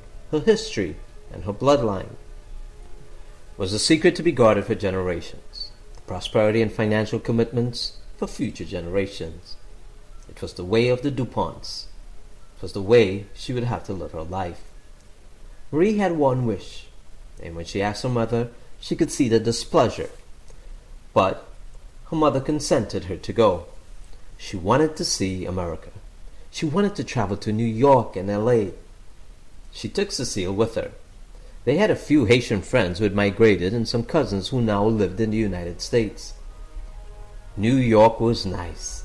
It was gritty, real, and the people didn't care who she was or where she came from. To New Yorkers, it was all about the money and whether you can get the job done. She liked New Yorkers. They were like Haitians. As a matter of fact, there was a large contingent of Haitians in Brooklyn. Haitian food, clothes, radio stations. They all professed to know more about Haiti than the people who lived on the island. LA, on the other hand, she despised. It was all about being seen in who you knew or who you were with. Cecile was more into that stuff, but Marie realized money was relative to people in LA. They all talked about the cars and who lived in Malibu. It was a pity so many people could live such superficial lives, trapped in trying to outdo each other. Whenever she told someone in LA she was a nurse, they looked at her like she was dying of cancer. Her mother found her stories funny, and Marie thought her parents were right about the Americans. Way too self-absorbed. They were watching a rerun of Dancing with the Stars when she felt the first rumble. Then came the second. Suddenly their house split in two and she was in one half that fell into the garden and her mother was in the other half that fell in the street. "Mommy, Mommy," she cried out. Tears running down her cheek, she was holding her mother's head in her hands. Her legs and body were trapped under the debris from the fallen house. Her mother's face still had the soft look to it. "You must leave now, Marie. Go, go. Take the black case and go." "Mommy, I don't care about the case. I'm not leaving you." "Marie, you must go. This house won't stand much longer." "I love you, Mommy." "I love you too, Marie. Now go. Run. Save yourself." Then came another aftershock, and parts of the house began to crumble. Marie ran to her mother's bedroom and grabbed the case. Her mother's eyes were closed. She ran up the house screaming as the tears poured down her cheeks. Everywhere there was destruction. People were dazed and walking around. Homes were crushed and mangled bodies. Help me, somebody help me, please. Help me get my mother, she's trapped. Somebody help me, please, my mother's trapped. Somebody." Then there was a loud shattering boom, and the house crumbled to the ground. Marie was screaming so loud she couldn't hear her own voice. Eventually her scream turned to sobs, and she passed out. She wasn't sure how long she was lying on the streets, but when she opened her eyes, she found herself in the back of an American Humvee. "Ma'am, what's your name? Are you okay? Do you speak English?" "Yes, I speak English," replied Marie. My mother's trapped in that house. Can you please help her?" "Ma'am, tomorrow we will check the house, but right now we are going to take you to a clinic to have you checked out." Marie knew in her heart her mother was dead. She began to cry. The soldiers then took her to a makeshift clinic. Dr. Dupré was astonished to see Marie. The Marines had taken her out and placed her on a cot, and the only thing she remembered was being lifted onto the cot. Nothing else. Her legs were heavy and her eyelids hurt. She wondered if she was still in the house or in the street. Marie finally opened her eyes. Through the fogginess she saw a doctor walk by. Thank God it was all a dream, she thought to herself. She was back at the hospital. Then she began thinking she must have passed out. Earthquake, soldiers, her mom dying. Must have been a dream. Then she looked at her hands and her clothing. It was not a dream. She was barefooted and in the same clothes. She sat up and looked around. She wasn't at the hospital. It was a camp. A refugee-type camp. The ones you see in movies. The realization set in her mother was dead, and she needed to call her aunt. She needed a telephone. And then she remembered the case, the box. Where was it? Dr. Dupree walked in. He was one of the doctors she worked with at her hospital. "Marie, I'm glad you're awake," he said. He was getting worried. "You've been asleep for about 16 hours. I knew you were okay. Your vitals were good. And I had you in a saline drip." Marie looked at him and started to sob. "It's going to be okay, Marie. You were brought here by American soldiers after your home was destroyed. I'm afraid your mother did not make it. I told the soldiers you were a friend, so they were kind enough to return to your home and collect whatever was still valuable and salvageable before the looters got to it. The boxes are behind my quarters. Pictures, your uniforms, work equipment, books, jewelry, and some money that was found under your mother's bed. It's all safe." "What about a black case I had in my possession?" Marie asked. "It's safe, Marie. It's all with your possessions. Everything is safe." Marie thanked Dr. Dupree. It was wrong for her to be so selfish. She was fine physically. She saw the numerous patients with broken limbs, bruises, and bandages.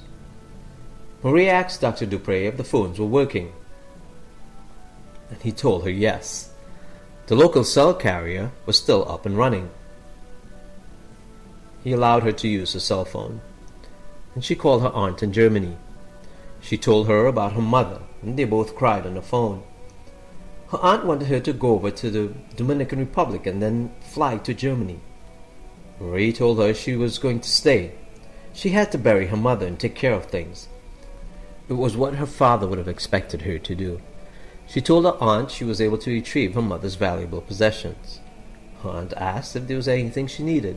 Marie told her she was fine, and that she would call her after she made arrangements.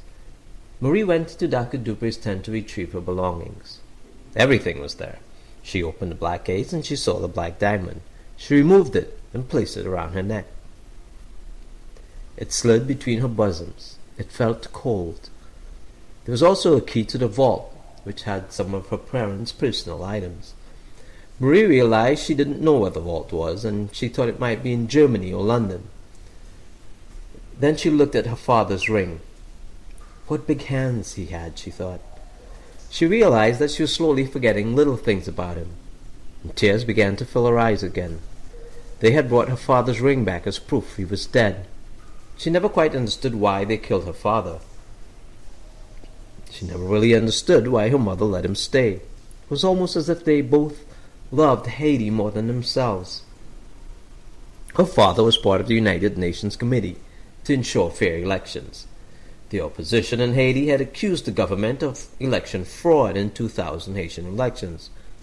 Her father was convinced there were no irregularities that occurred in the election, and although there was a post-election vote count, there still was no irregularities found. Her dad told her it wasn't the votes that were fraudulent, it was the process. The poor was either threatened or bribed. It was the process that was threatening to undo the democratic work of the citizens of Haiti. Aristide's government was delaying the distribution of voter identification cards. Aristide's supporters claimed that the opposition boycott of the elections was a ploy in order to discredit the elections, and they did not have anywhere near majority support. The European nations had suspended government-to-government assistance to Haiti, and Haiti had received no help from the World Bank and the Inter-American Development Bank in years. The U.S. Congress banned any U.S. assistance from being channeled through to Aristide's government. Her mother was wary of her father's involvement in the elections. She liked it when he worked with UNICEF, but she understood his need to stand up for the Haitian people. Her mother told her, as a child, she watched as her mother left for many months at a time, fighting for the Haitian people. Aristide requested that France repay billions, which he said was the equivalent in today's money for the 90 million gold francs which Haiti was forced to pay Paris in ransom for winning its freedom, as the hemisphere's first independent black nation 200 years ago. He said Haiti wanted their money back. Her mother and father laughed at Aristide. They told her that France had requested 150 million gold francs, and it was her great-grandfather, René Dupont, who negotiated down the amount to 90 million gold francs. She told him it was rumored that Haiti had promised him 1 million gold francs if he came back with a negotiated settlement of 100 million francs. So did he get his 1 million francs? Asked Marie. Obviously not, said her dad. We would have at least had 2 cars, he said jokingly. Their 1 car was a running joke between her and her father. She knew their home was happy, but the streets of Haiti was riotous. She heard the rumors at the school. Her father was waiting word from the United Nations Council, of which France was a permanent member. They were supposed to send troops based on an appeal from CARICOM for international peacekeeping forces to be sent into its member state for the elections. Her father received a telephone call that evening that told him no troops would be coming. Apparently, the decision was reached in Ottawa. There was an Ottawa Initiative conference hosted by Canada. It took place in Montreal, Quebec, a few months earlier. The conference was held to decide the future of Haiti's government. The conference was attended by Canadian and French and U.S. and Latin American officials. No Caribbean country or CARICOM member were invited. It was agreed that a regime change in Haiti was necessary, that they would arrange with the Americans for the possibility of Aristide's departure, and that setting up of potential trustees over the Haitian government. Arming the militia to oust Aristide would be the first step. Father told them starting the next day the first wave of protest would start. Her mother said they should leave, and her father agreed. They would go to the Dominican Republic for a few months, or even to Germany. Whilst they packed, her father sat in his chair in his office. "Papa, why aren't you packing?" she asked. "Because I packed yesterday," he replied. She went to her mom. "Why isn't Papa packing?" "Because he is not coming. He never was." "But I have to make sure you're safe. So we have to go," replied her mom. "We shouldn't leave him," she told her mom. She was panicking, and it felt bad. Something was wrong. He had to come, because bad men ruled Haiti, and people were killed every day. He must come with them. She went to him, and he hugged her, and she cried. Why, she didn't know, but yet she knew. Her mother was so silent she never spoke a word. They drove to the border, and her aunt met them. She hugged her father and cried, and her mother began to cry. They held hands and walked away and kissed. Oh my God, she now realized. It was everyone saying final goodbyes. How could she be so naive?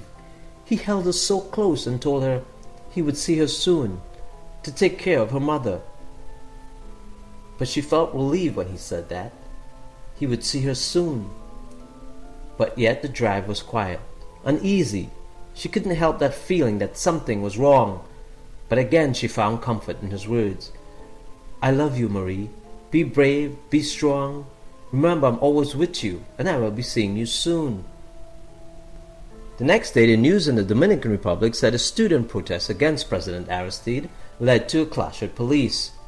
She spoke to her father from time to time, and she was comforted all was fine. President Aristide's popularity was on the rise. He was enjoying support by the majority of Haitians, and he had pushed with mixed success a populist agenda, high minimum wages, school constructions, and programs to help students, higher taxes on the rich, and other policies. These policies angered the opposition movement, which was run largely by the mulatto elite, or formerly gens de couleur. They had traditionally controlled Haiti's economy. Aristide's us against the world strategy was working. he blamed the French and the Americans for plundering the Haitian economy. Her father said Aristide was 100% correct, but two wrongs did not make a right. His role in the drug trade financed by Colombia's Cali cartel had made him so rich his fortune sat around $200 million US. President Aristide had become uncontrollable, dealing with the Colombians and exposing CIA drug traffic dealings. He told the UN that each year, Haiti is a transit point for nearly 50 tons of cocaine, worth billions of dollars. And Haiti's military was making millions in profits. President Bush and the French government needed Aristide gone. He was talking dirty, but making dirty money. The International Republican Institute, a non-profit political group backed by powerful Republicans close to President Bush, funded the opposition to remove President Aristide. They trained the opposition, uniting them into a single bloc and encouraging them to reject internationally sanctioned power-sharing agreements. The group started protesting, espousing change, fundamental change they called it. Then they started their march. Armed with American-made M16s, they began in the north, moving south. Her father called and told her mother it had started. She wasn't sure if he was on any side, so she asked her mother. She told her he was on the side of Haiti. He was there to protect their home and his family, his brothers and sisters, all who would die for Haiti.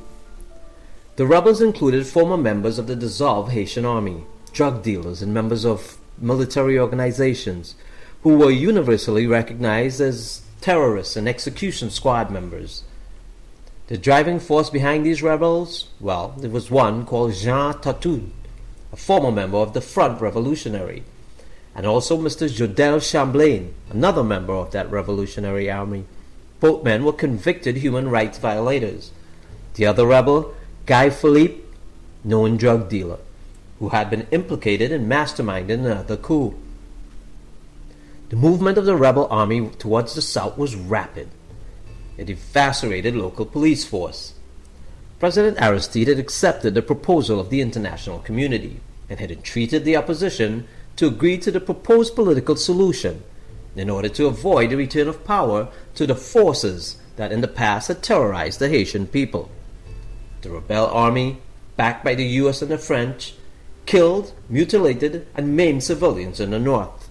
They threatened to enter Port-au-Prince, destroy the city. They also threatened to kill the president and his family. Marie's father had moved her grandmother into their house, as he knew she would not leave Haiti. They continued to call for President Aristide's resignation, rejecting the international proposals. 2 days later, the Steel Foundation, a U.S. company, which had provided President Aristide with security under a contract by agreement with the Pentagon, informed him the U.S. government had forbade the company from bringing additional security forces. There would be no help. The same day, U.S. diplomats told the president that if he remained in Port-au-Prince, he would be killed. They would not provide any assistance when the insurgents attacked, and that they expected his wife and his children, his supporters, all to be killed. The rebels had started fighting in the capital. This was the last night they heard from her father. The next day, Amit Miteur, a known gang leader from the cannibal army and also an anti-US dissident, was found dead. His eyes were shut out, his heart cut out. His brother, Bitou Miteur, swore vengeance against President Aristide. Bitou took charge of the cannibal army, promptly renamed it National Revolutionary Front for the Liberation of Haiti. They now controlled Gonaïves. Then they moved to Cap Haitien, which they overtook in 2 days. There was a full-blown war between two rival factions wanting control of Haiti, the U.S. government-backed forces and the anti-forces. Haiti was a country at war. People were fleeing on boats to the United States for asylum. When Marie and her mother returned, their neighbors told them their house had been targeted. U.S.-backed rebels knew her father was an outspoken critic of the United States government, so they shot him, killed him, and his mother. Tonton, her uncle, had buried their bodies in the garden, but he kept his ring for her mother. The same night her father was shot, U.S. Deputy Charge de Mission in Haiti, Mr. Luis Moreno, accompanied by a contingent of U.S. Marines, met with President Aristide. Moreno told him that if he left Haiti, they would provide an aircraft for him to leave, but that assistance was contingent on Aristide signing a letter in their position. President Aristide protested. He had not read the letter. He was not being given any assurances where he was being taken. The next morning, February 29th, the president and some family members boarded a plane. President Aristide still had doubts about where he was going, and he was unsure he wanted to leave. But Mr. Moreno told President Aristide that the letter was a letter of resignation, and he shouldn't ask any questions about where he was being taken. The president and his wife, if they had any reservations, would be left at the airport, where they would be killed. Fearing for his family, President Aristide agreed and left on the plane. He was denied access to a phone for nearly 24 hours. He knew nothing of his destination. The CARICOM states held a meeting. They issued the following statement. There are several tragedies in the surrealistic episode. The first is the apparent incapacity of the U.S. government to speak honestly about such matters as toppling governments. Instead, it brushes aside crucial questions. Did the U.S. summarily deny military protection to President Aristide? If so, why? And when? Did the U.S. supply weapons to the rebels who showed up in the capital? With sophisticated equipment, U.S.-made guns, last year reportedly taken to the U.S. military base in the Dominican Republic. Why did the U.S. cynically abandon the call for European and Caribbean leaders to participate in dialogue, which was already accepted by President Aristide? But most importantly, did the U.S. in fact bankroll a coup in Haiti, a scenario that seems likely based on present evidence? 1 hour after the departure of President Aristide, U.S. ships anchored off the coast of the Dominican Republic dropped Marines to keep the peace in Port-au-Prince. Vice President Dick Cheney of the United States quickly issued a press release denying the United States arrested or forcibly ousted President Aristide, saying that President Aristide, who had worn out his welcome with the Haitian people, had left of his own free will. Shortly after, Boniface Alexandre was named acting president. All 3,000 people held in the National Penitentiary were freed. Marie watched the news on television. The Santo Domingo newspaper Al Momento reported a security vacuum throughout the country, and the BBC reported that rioters were in Port-au-Prince, looting and ransacking stores, police stations, and fire. There have been many brutal reprisals, attacks on political opponents, extrajudicial arrests and killings, lack of effective civil authority, and disruption of humanitarian aids. Serious human rights abuses were taking place, political violence, and social turbulence. It has escalated to a level of humanitarian crisis. People were being shot dead in the streets by gangs of criminal thugs. It was unconscionable for the United States to have been part of these atrocities. The BBC reported Haiti remained unstable and insecure. The international community must take steps to rid the country and get it back from the armed criminals and thugs who are now in control of the country. Many international politicians, including members of the U.S. Congress, expressed concern that the United States had interfered with Haiti's democratic process by removing President Aristide. U.S. Congresswoman Maxine Waters from California confirmed Mildred Aristide called her at her home at 6:30 a.m. to inform her the coup d'etat had been completed. Jean-Bertrand Aristide was no longer president of Haiti. U.S. staff had came to his house to say he would be killed. A lot of Haitians would be killed if he refused to resign immediately, and that he must now go. Congressman Charles Rangel from New York expressed similar words, saying President Aristide had told him he was disappointed that the international community had let him down, and that he would resign under pressure. As a matter of fact, he was very apprehensive for his life. They made it clear that he would be killed. When asked for his response to the statement, General Colin Powell said, "It might have been better for members of Congress who have heard these stories to ask more about stories before going public with them, so we don't make a difficult situation that much more difficult." And he alleged that Aristide had left of his own free will. Jamaican Prime Minister Mr. P.J. Patterson released a statement saying, "We are bound to question whether his resignation was truly voluntarily, as it came after the capture of sections of Haiti by armed insurgents and the failure of the international community to provide requisite support. The removal of President Aristide in these circumstances sets a dangerous precedent for democratically elected governments anywhere and everywhere, as it promotes the removal of duly elected persons from office by the power of rebel forces." As they ate breakfast that morning, Marie's mother looked at her and asked, "Do you know the story of the Eye of Haiti, Marie?"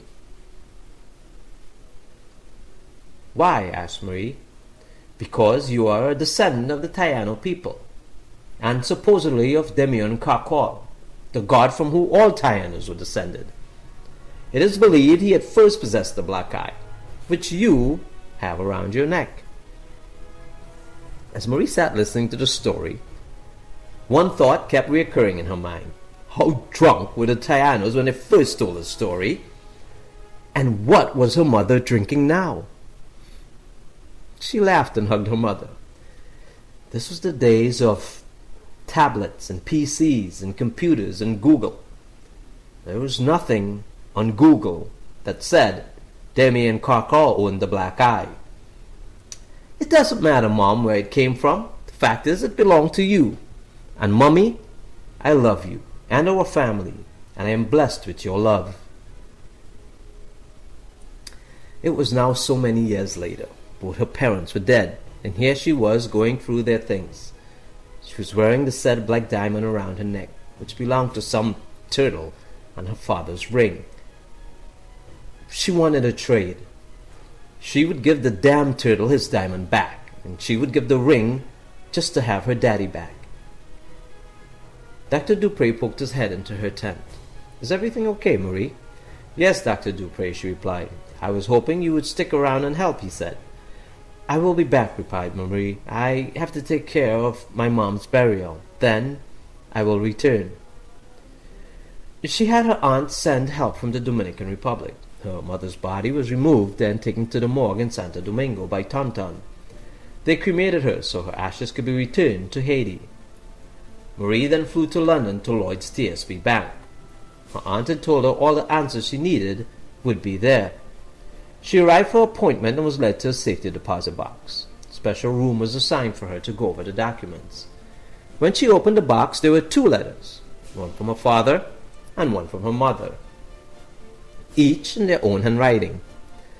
Their letters were vaguely similar. It spoke about things they had done in the past, and about them being dead and her being on her own. But they were both so proud of her, the type of woman she had become. And her father was silly even in death. He told her, get married soon because her eggs would dry up. She broke out laughing in the room.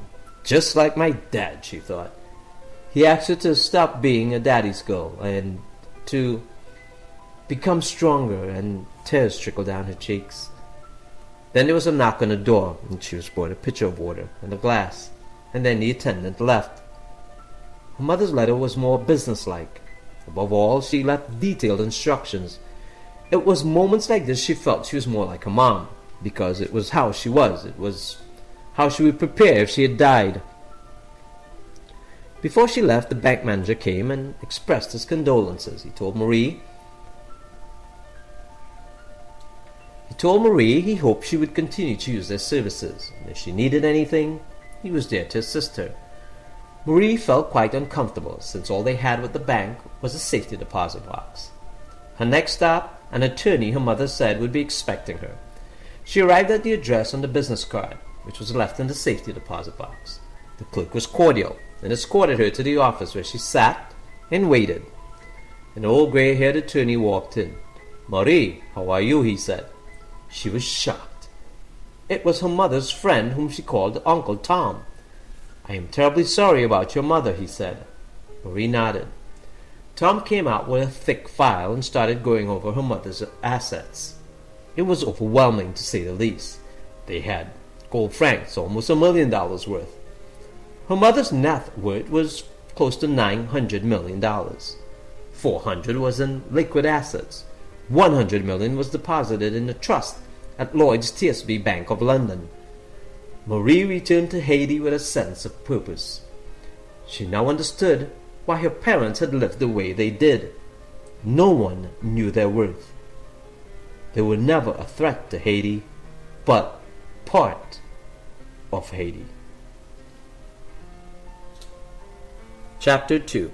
The setting is the interior of a hospital in Orlando, Florida. Dr. Brammer and Dr. Coburn are both performing surgery. Dr. Jason Brammer: "I want the incision to be about 2 millimeters lower." Dr. Coburn responds: "To the left or right?" Dr. Brammer: "To the right." Dr. Coburn: "Nurse, increase the dopamine. Give me 2 more mics." Dr. Brammer: "Nice and easy, does it?" Dr. Coburn: "Jason, there seems to be a little more blockage than was initially shown." Dr. Jason Brammer: Yes, I see it. I'll open it up just enough so the stent can stabilize it." Dr. Coburn: "Be careful, Jason. It's more centralized than we thought." Dr. Jason Brammer: "I got it, Dave." Dr. Coburn: "Looking pretty good, nurse. Nurse, suction." Dr. Brammer: "Close them up." Dr. Coburn: "So what's this rumor I hear, Jason, about you going to Haiti? Is it true?" Dr. Jason Brammer: "God, there's nothing sacred around here." Yes, David, I am." And he walks away. He was a handsome, cocky doctor. And yes, he was a millionaire. He had made his money from the collapse of the subprime mortgage market. He was a doctor because he liked the prestige that came with the title. He watched the chain reaction of the economic and financial adversity that had spread through the global markets, creating depression-like conditions in the housing market and pushing the U.S. economy to the brink of recession. In response, Congress and the executive branch proposed new federal spending and credit programs that greatly expanded the role of government in the economy. He sat thinking, was he this smart, or was the government that stupid? Everyone was making quick money off the government, flipping houses, some selling, buying, walking away with deals when they went bad, pocketing wads of cash. He was a California boy, fast cars, beautiful woman. He was going to invest in real estate, but first he needed a crash course in the market. He signed up for a 4-week course. By week 3, he was ready. He had taken a leave of absence from the hospital. Jason, his mother, told him, "You are crazy." His father told him he was a genius. The lending industry had defined subprime mortgages in terms of the credit bureau risk. This was called your FICO score. The credit imperfection caused borrowers to be classified as subprime for a particular loan. This was available to poorer families. For example, the addition of the mortgage loan might increase the borrower's debt-to-income level above traditionally prudent thresholds. This was how Jason was going to make his money. Homeowners were looking for various ways to find capital to buy homes. They were increasingly seeking alternative mortgage methods. This was where he could make big money. He would finance interest-only mortgages, he would call them IOs, and during the introductory period, that's when he would collect his cash. Jason was all about the money. He would structure the subprime mortgages to include mortgages with very low or no down payments. The second mortgage would serve as the down payment for the first mortgage to eliminate the need for cash or a monthly premium. His target was definitely minority communities. He needed to get into the black communities. He took 2 loans from 2 different banks. His mother warned him he would not be moving back into her home. He should concentrate on his job as a physician. But why, he asked her.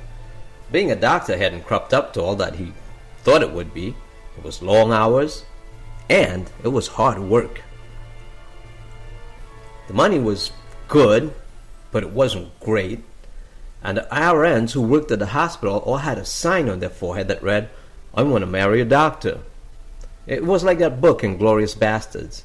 Even when they took off their too tight uniforms, they still had, I want a doctor for a husband, stamped on their forehead. As a rule, he tried his best not to date nurses. Soon he had 4 offices up and running, in mostly black, low-income neighborhoods. He was offering them the American dream. Jason soon started snapping up foreclosed homes and reselling it to the same families. He was raking in over $50 million in profits a year. His mother was not happy with his business.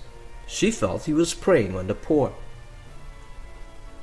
Would these people ever be able to pay back these loans, she asked him one night at dinner. Probably not, he answered. But Mom, I'm sure you and Dad like your anniversary gift I bought you in Orlando. 5 bedrooms, ocean view. Actually, I don't, Jason, she said. Mark showed me the pictures, and it's an absolute hideous monstrosity. Jason's net worth was well over $50 million. His argument that the economy also benefited from the building and financing boom that took place. Generous federal subsidies propelled the market to unsustainable levels. At an all-time record, almost 2.4 million new homes came on the market yearly. As a consequence, construction workers, mortgage brokers, real estate agents, landscapers, surveyors, appraisers, manufacturers, suppliers, and many other professionals saw record levels of activity and incomes. He was helping America, he told her.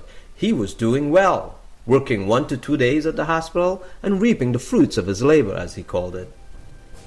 Then, some early defaults started to come in. Subprime mortgage began to emerge, revealing a pattern of fraud in some of his transactions. As the problems worsened, housing starts and new home sales fell. Additionally, defaults in which some borrowers had assumed the perpetual home price increases would allow them to refinance did not occur, including the scheduled resets. A growing number of borrowers had used subprime mortgages or second loans to finance their home. The Fed started asking questions. Jason realized it was time to leave real estate. He closed his offices, leaving many poor, low-income families he had refinanced in chaos. Selling their homes was largely impossible because the proceeds would fall short of the outstanding debt, forcing them to cover the differences out of pocket. Finances they did not have. The bank started to call them as they were the primary holders of their mortgage.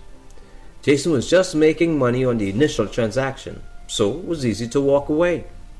He moved into the house he had bought for his parents in Orlando and took up a job at one of the local hospitals. He was enjoying life, living the American dream. He was out on a date with Jenny when he saw her friend Lisa.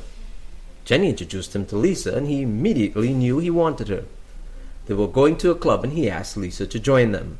She did. She called up her boyfriend, and they joined him at the Green Lizard. He openly flirted all night with Lisa. It made everyone so uncomfortable.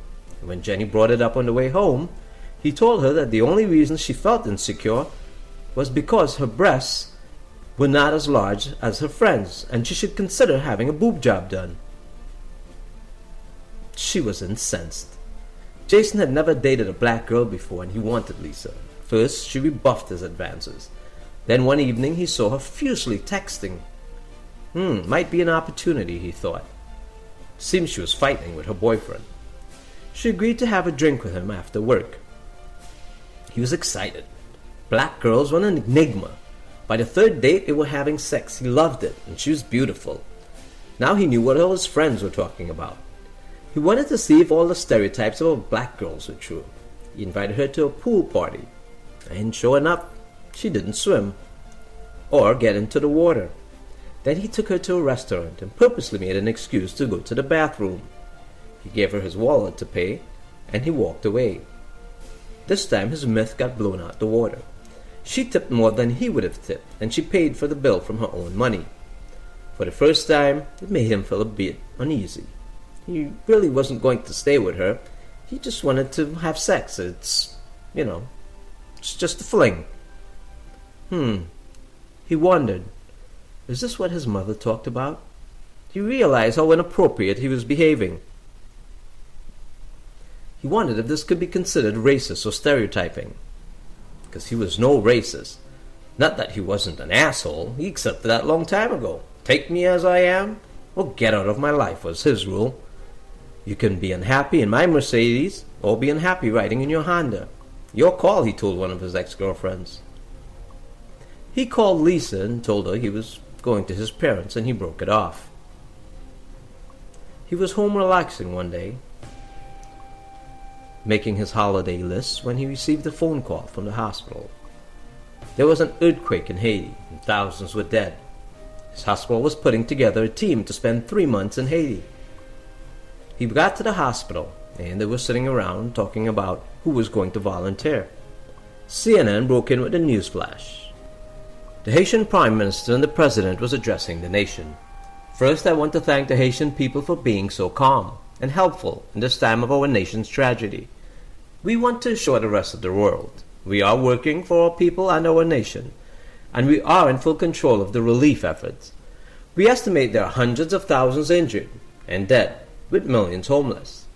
The head of the Haitian Red Cross, Mr. Guiteau Japierre, is monitoring the situation very closely and will report back to us in the upcoming hours. We need massive amounts of relief and help from the international community. In the upcoming days, we will work closely with the U.S. government and the United Nations to assist in getting supplies and medical help to those who most urgently need it. Thank you, and that is all for now. Jason thought the images were surreal. Wow, it's bad, said Jason. Yes, said some of the other doctors. They had pulled the disaster list and who had voluntarily signed up. Jason, your name is on the list, that's why you were called, said the administrative director. Whoa! No way, said Jason. I signed up for the disasters stateside. I'm not doing that. I'm sorry. Don't we have like Haitian doctors or something that want to go help their people? We do, Jason, said the administrative director. 90% have already volunteered and are on their way to Haiti for personal reasons. We are a non-profit hospital that works with UNICEF. Therefore, we are committed to help. Fine, I'll figure it out, said Jason. And he left. As he walked out, he called Paul, his personal friend. Hey, Paul, got a favor to ask.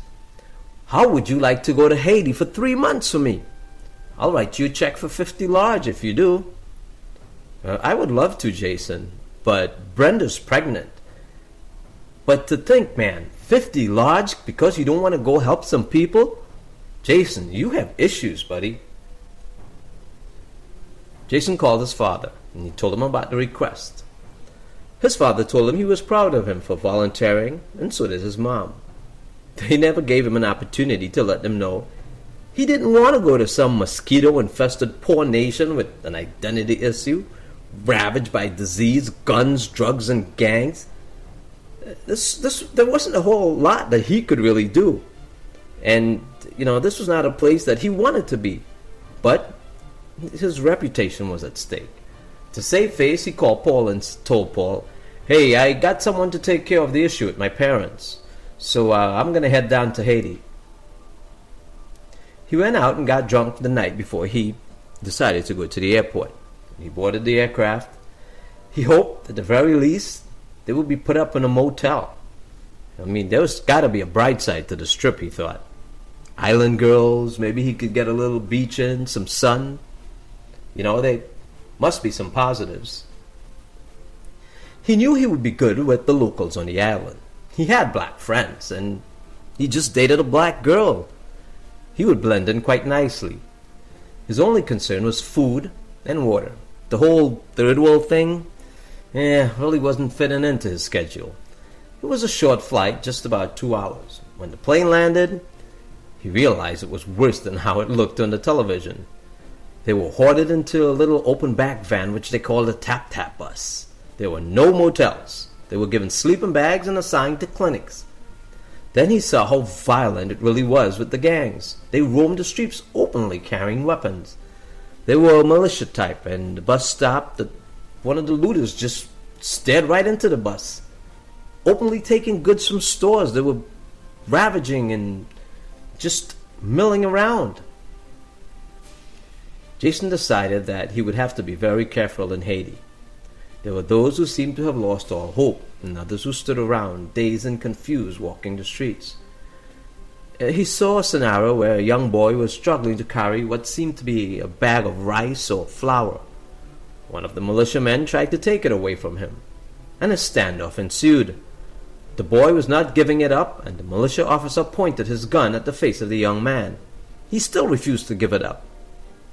Then, 2 shots exploded from the muzzle of the rifle. The bag fell, split open. The young man lay dead. The militiaman picked up the bag and took it into the waiting vehicle. Jason saw the militiaman look back over at him and made eye contact. He dived to the floor of the tap-tap bus and closed his eyes. Jason could feel the warmth of the water running down his pants legs and soaking into his shoes. The tap-tap driver looked back through his low window and told him, "Hey, stay calm. Relax, man. Them only shoot each other, not you." When they arrived at the clinic, the tap-tap driver asked him, "What's that smell?" "You peed in my bus?" Now the whole bus was smelling like pee. "I can't believe you pee up my bus for the next trip. Come, look, we reached. This is the relief camp where you will stay. Out, out, out, out!" Jason told him he was sorry for the little accident, and he handed him 10 US. "Man, you better put that $10 away and put another 10 with that. You better put another $10 with that, because I'll have to get inside this bus and wash and clean it." Jason gave him the extra $10 and apologized, mumbled sorry again. Dr. Dupree went out to meet Jason. He was excited to have help at the clinic. "Dr. Brammer, welcome. Thank you for volunteering your services. I am Dr. Claude Dupree." "Thank you, Dr. Dupree. Please call me Jason. There is no need under these circumstances." "Welcome, welcome," said Dr. Dupree. "I was informed by the bus driver you had a little accident. Please let me show you to your tent, where you can freshen up." The embarrassment was overwhelming. "Thank you," said Jason. Word had already spread through the camp the American doctor had peed himself on the way to the clinic after seeing a man get shot. At dinner that evening, he was introduced to everyone. Ellen, who handled the foreign aid, Jacqueline Santiago, who works to control and coordinate the flow of aid to all camps. "Please meet Marie," said Dr. Dupree. "This is our resident nurse who now volunteers here on a full-time basis. Dominique and Isabella rounds up our immediate staff." Chapter 3. Marie refused to be a victim of the earthquake. She was a DuPont. The DuPont woman had time and time again risen when all the chips were down. She went back to Lloyd's and secured a donation for Haiti, and did the same for everyone who had done business with the DuPonts throughout the years. Her uncle in London had strategized a plan where she could use funds under a pseudonym so it would be not detected. If she solicited donations, she could openly have the funds accounted for and use her personal funds to enhance the projects. She would be safe. The money would be accounted for, and it could be held in the local bank as public funds. Marie traveled to Germany and asked her cousins to come to Haiti with her. Gottlieb was an engineer, and Marco was with the German military. They agreed to go back to Haiti and lend a hand. When she got back to the Dominican Republic, she had a convoy of 8 trucks, several family members and friends all ready to go back to Haiti. As they drove through the barren, windswept mountains, she saw old ladies and families singing, going about the restorative process of putting their lives back together. "Let's stop and give them money," she said to her aunt. "That is not how the DuPonts go about rebuilding," her aunt told her. "These are proud people. Look around. See what are their needs. Food, seeds, livestock. These are the things they need and will appreciate. This is how your great-grandfather restored this land." The locals told them there was a disaster recovery center in Fun Parasin. Marie stopped and made contact with the local director, who sent her to the field hospital, which was run by the Harvard Humanitarian Initiative and the Love Child Foundation. It was one of its best of its kind in Haiti, but currently they were overwhelmed. Marie was working on her list when she met with them. The center was amazing. They had taken in so many displaced children, and children were receiving a level of medical care you couldn't believe was possible in Haiti. They had advanced prosthetic limbs, an operating theater, doctors from across the world, each expert in their own respective field. Marie spoke to Professor Gregg, who told her the outlook for the facility was dire. Despite promises of funding and visits from various officials, no money had emerged or seemed forthcoming. He was afraid to tell the children, his patients, that they may soon have to leave. He couldn't meet payroll, and reality is, he wouldn't be able to keep his volunteers. These are highly specialized professionals, he told her. They will stay voluntarily for a while, but will eventually have to close, and these patients will have to know where to go. There is no other outlet for them. Marie looked at him and smiled. Professor Gregg was utterly confused. Why was this woman smiling at such grave news? "I feel sick to my stomach," he told her. "Really sick." Marie watched as another site close by set up, where a group of children who seemed orphaned by the earthquake was setting up a camp next to a stream using tents donated from the U.S. Marines. She told Professor Gregg she would provide all he needed if he promised to take in the orphans setting up tent downstream, and any others who came by. She told him he would have the help he needed within 48 hours. Professor Gregg was not quite convinced. This Haitian woman, who he had never heard or seen before, was promising miracles from the sky. He promised he would take in the children downstream, but he had no hope she would return, because he had been given so many reassurances and promises never to see them materialize or the donors return. Marie asked him for the bank account where the trust fund could be set up.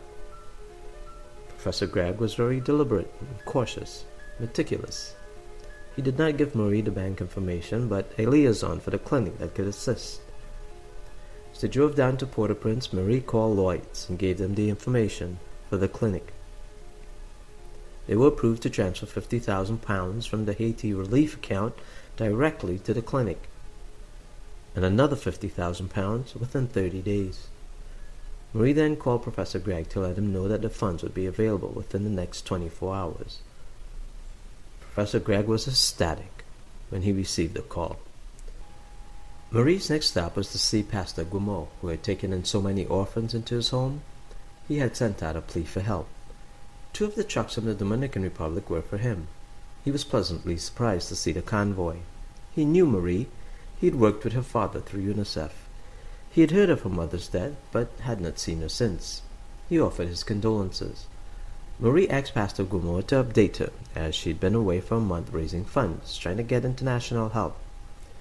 He told her it had been rough, but like many others, he was determined to get by, regardless, and wanted to remove the children from the capital as soon as possible. The city, with its makeshift camps and lack of security, had become a dangerous place for the children. There were very mean men in the city, going around sexually abusing children in the camps. That's why we came here, to get them away from that. Marie was sick to her stomach when Pastor Guimau told her about the 200 boys and girls who were living with him. He would now need to build some type of temporary shelter, schoolhouses, but without the money, the children's future remained bleak. The rainy season would soon be upon them, he reminded her, and when it comes, there'll be more than 1 million people sleeping on basketball courts, riverbeds, car parks, beneath hastily constructed shelters, donated tents. He told her water distribution was good. Aid agencies had shipped massive quantities, and water purification tablets. Many people, however, have complained they had not received any help.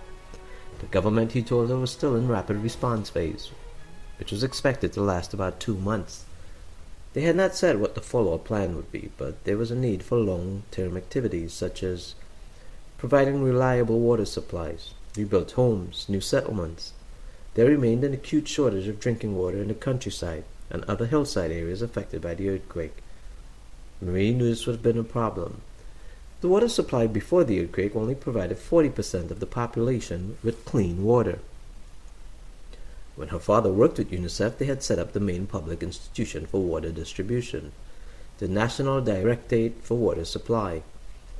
They called it the DINAPA, after its French acronym, Direction Nationale d'Eau Potable. The Directorate was in charge of implementing the sector policy.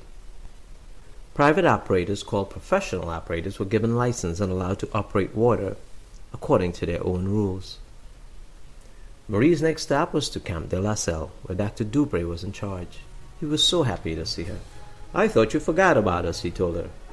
She had brought back supplies and medical equipment she knew they needed. That night at Camp de la Salle, Dr. Dupre told her the most urgent need was care for amputees, as infection was his main concern. They needed physical rehabilitation as well as mental health services. It means more nursing, mental health personnel, physical therapists, and of course the right equipment, none of which they had before. His fear was many of the amputees would languish or die without proper rehabilitation. When the emergency phase of the disaster winds down, there will be a pressing need for mobile and community-based clinics to provide such services as maternity care, post-operative care, treatment for chronic health problems. There were no such services before, and now with the earthquake, it would be near impossible. Dr. Dupre told Marie 43 of the 59 hospitals were not functioning. Camp de la Salle was the largest, and had no way of establishing surveillance to detect outbreaks of communicable diseases. As far as he was aware, thousands were stranded in makeshift shelters in Port-au-Prince. More and more people were taking advantage of the government's offer of free transportation to cities in the north and southwest. He told Marie 30,000 tents were on their way to Haiti, but the supply was unlikely to adjust the extensive shelter needs. The UN had told them 100,000 family-sized tents were needed. Marie knew this wasn't enough. The United States Marines had counted over 1 million Haitians requiring shelter. After a week of assessing how to proceed, visiting different camps, Marie's aunts and her cousins returned to their homes. Marie needed them to go back and source the equipment and items they had raised funds to purchase. Marie matched every dollar for dollar. Meanwhile, she had begun to work on the sites identified for the establishment of organized homes. He had estimated that each settlement would be able to accommodate approximately 10,000 people. The process was being held up due to the slow access of water and sanitation facilities. Marie was very frustrated. She placed a call to Germany, and they assured her within a couple weeks mobile water treatment plants would arrive from Germany via Santo Domingo. The 10 settlements would be up and running, and the volunteers were very happy, especially because the rainy season was expected to start soon. Marie realized the money she had was a needle in a haystack. The estimate was in the billions of dollars to build new homes and government buildings, which was densely populated areas that needed that help. Gottlieb, her cousin who had spent a week with her, sent her a comprehensive report. Many of the buildings that were collapsed were poorly designed, built mostly with concrete and often without steel reinforcements. There was a clear need for higher technical standards in the next phase of building. The government, along with many planning and architectural experts, were also calling for drastic changes to rebuild Haiti in the future. Marie was confused. She was an 80s child. She grew up in the age of cell phones and laptops. She may have only had one of everything, but guess what? She had one. Her parents were supposed to be here. She was too young to be dealing with these things, not solving world problems and saving children. That night she prayed. She prayed for help, for guidance. She prayed for Haiti. She prayed for her parents. She prayed for the Black Rock. The next morning she went back to her mother's house. She buried her ashes in the garden next to her father. As soon as things settled down, she was going to rebuild their home. It was her home, and it meant so much to her. She listened to President Préval talking about the lack of investment in Haiti's rural economy. Politicians, they were all crap. Key officials were talking about the presidential palace and what was destroyed. They were so full of crap. Politicians everywhere were the same. Listening to the president speak only angered Marie. Transportation by road continued to be hampered by piles of rubble.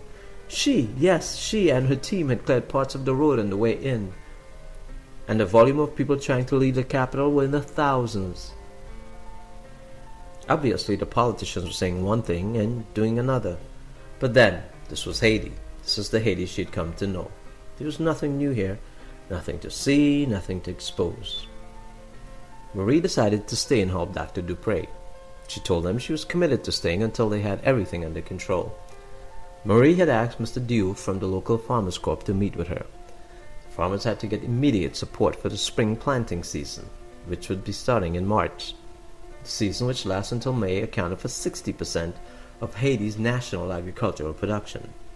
If they were unable to get the necessary supplies before the season started, there would be a food shortage. Worse yet, famine. She told them she knew people willing to help and they would get in touch with him. She had to get back to Camp de la Salle. She needed to stay focused, channel her energies. Spreading herself too thin could be disastrous. That evening they would all be having a small dinner with the new doctor who had arrived. She had donated new tents, cots, and had gotten 2 trailers to be delivered to secure the medicine and items that could be lost or stolen. The smaller trailer she would use as a home in the camp.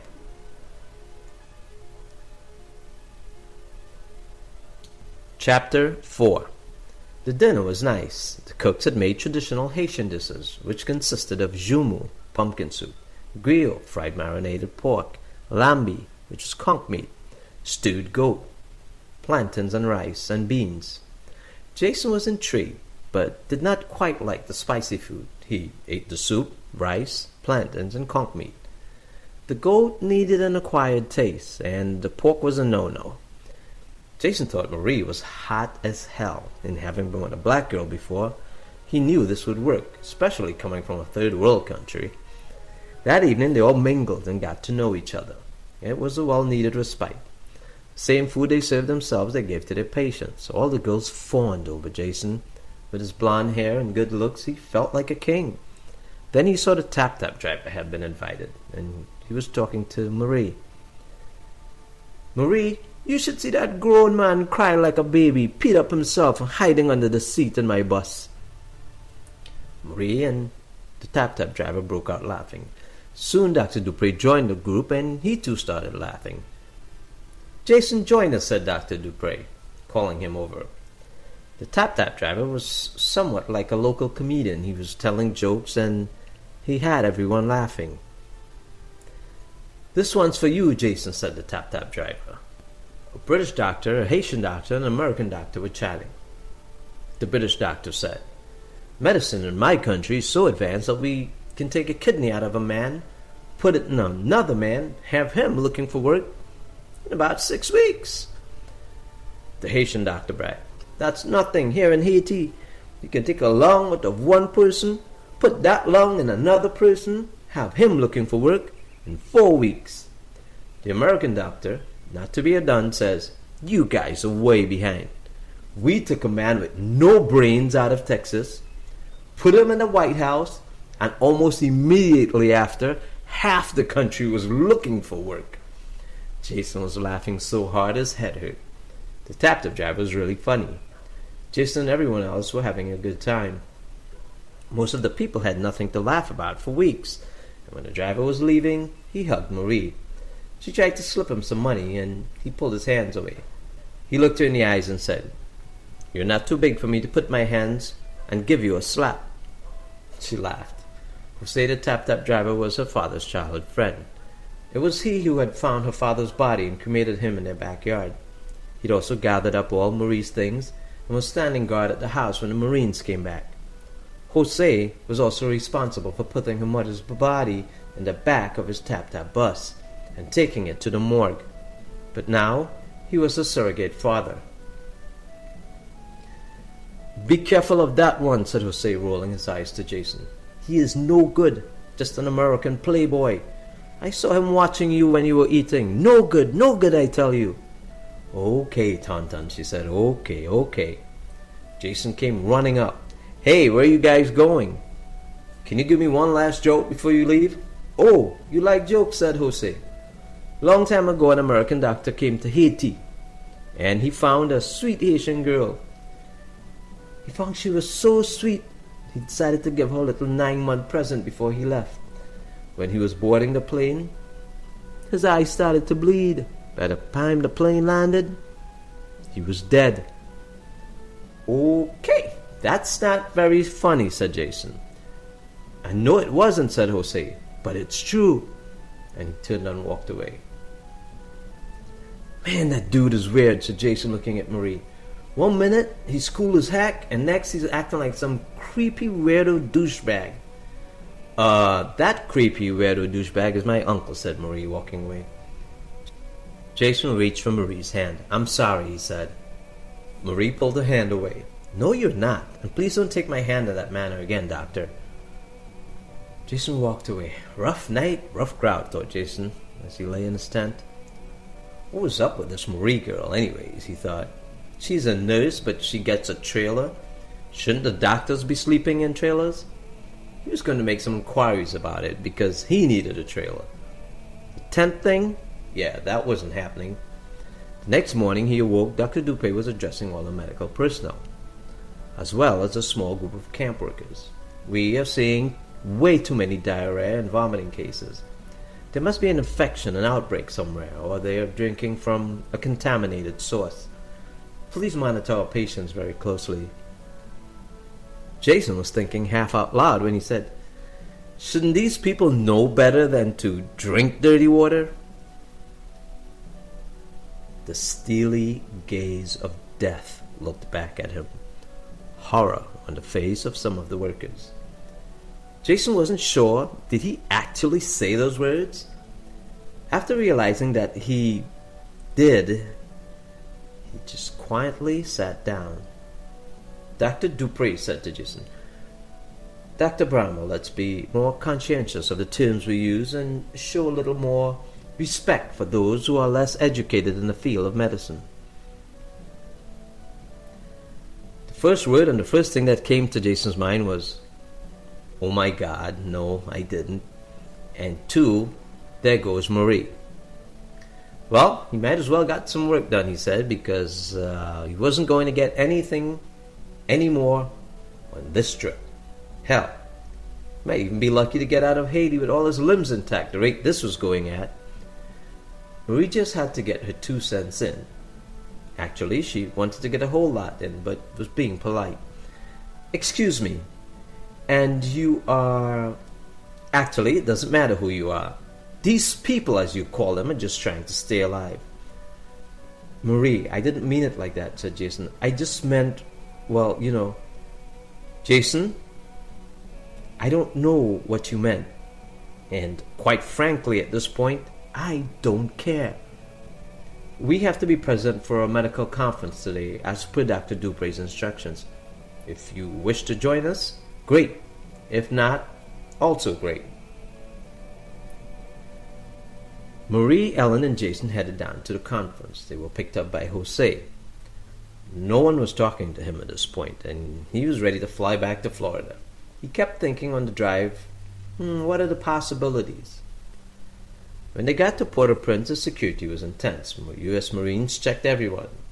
They were given security passes and taken to an enormous tent with about 50 persons. It was hot and sticky. At least there was plenty of water. Foreign journalists, Americans, there's people everywhere. Then Jason and Marie found out the President of the United States of America, Barack Obama, would be giving a live speech. Marie found it very exciting. She was glad she had dressed appropriately, and Jason was actually behaving himself. He hadn't made any foolish remarks since they'd arrived. He was quite courteous. Maybe it was because he was around his people, and maybe he just thought less of Haitians. Well, as her father would say, 2 dozens. Doesn't care, doesn't want to know. She remembered the first time he said that. She was like, "What, Papa?" And then he said it again. Her mother started to laugh. Jose did remind her very much of her father. There was a story about why Jose called her his niece, and why he was always there for the family. If he had known they were going after his father, he would have been there too. But then, he would not have been able to be there for her now. Life, she was learning, had its own way of working itself out. President Preval addressed the packed assembly, letting them know the citizens needed more aid. There was urgent need for food and water in the outlying provinces. He was concerned that there might be an outbreak of cholera. The U.S. Marines in response said they could provide more aid, but they needed him to help them. The meeting was long and boring, and Marie was restless. The President agreed to give the United States control of the Haitian airport. The U.S. would work with Russia on approval for the Russians to fly in the Antov AN-225, which would airlift. It was one of the biggest in the world and would be able to fly in the mobile air traffic control tower. Jason looked over at Marie. He was confused as there was no mention of medical supplies or updates, just political rhetoric. But they were both glad for the break. "Jason, why did you really volunteer to come to Haiti?" asked Marie. "I didn't, Marie. I was chosen. Quite honestly, I would prefer to stay and not be here." "You're a bit of a jerk. Actually, you're an ass. You don't think before you talk, and you're quite full of yourself." "Wow, that's a mouthful," he said. "But we both have to work together, so it is what it is." "Yes," said Marie, walking away. They both got back to their seats in time to hear the U.S. President deliver his speech. President of the United States. President of the United States. Good morning, everyone. I've directed my administration to launch a swift and coordinated and aggressive effort to save lives and support the recovery in Haiti. The losses that have been suffered in Haiti are nothing less than devastating, and responding to a disaster of this magnitude will require every element of our national capacity, our diplomacy and development and assistance, the power of our military, and most importantly, the compassion of our country. This morning I'm joined by several members of my national security team who are leading this coordinated response. I've made it clear to each of these leaders that Haiti must be a top priority for their departments and their agencies right now. This is one of those moments that calls for American leadership. For the sake of our citizens who are in Haiti, for the sake of the Haitian people who have suffered so much, for the sake of common humanity, we stand in solidarity with our neighbors to the south, knowing that for the grace of God, there we go.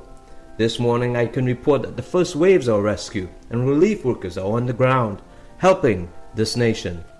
A survey team worked overnight to identify priority areas for assistance and share the results of that review throughout the United States government and with our international partners who are also sending support. Search and rescue teams are actively working to save lives.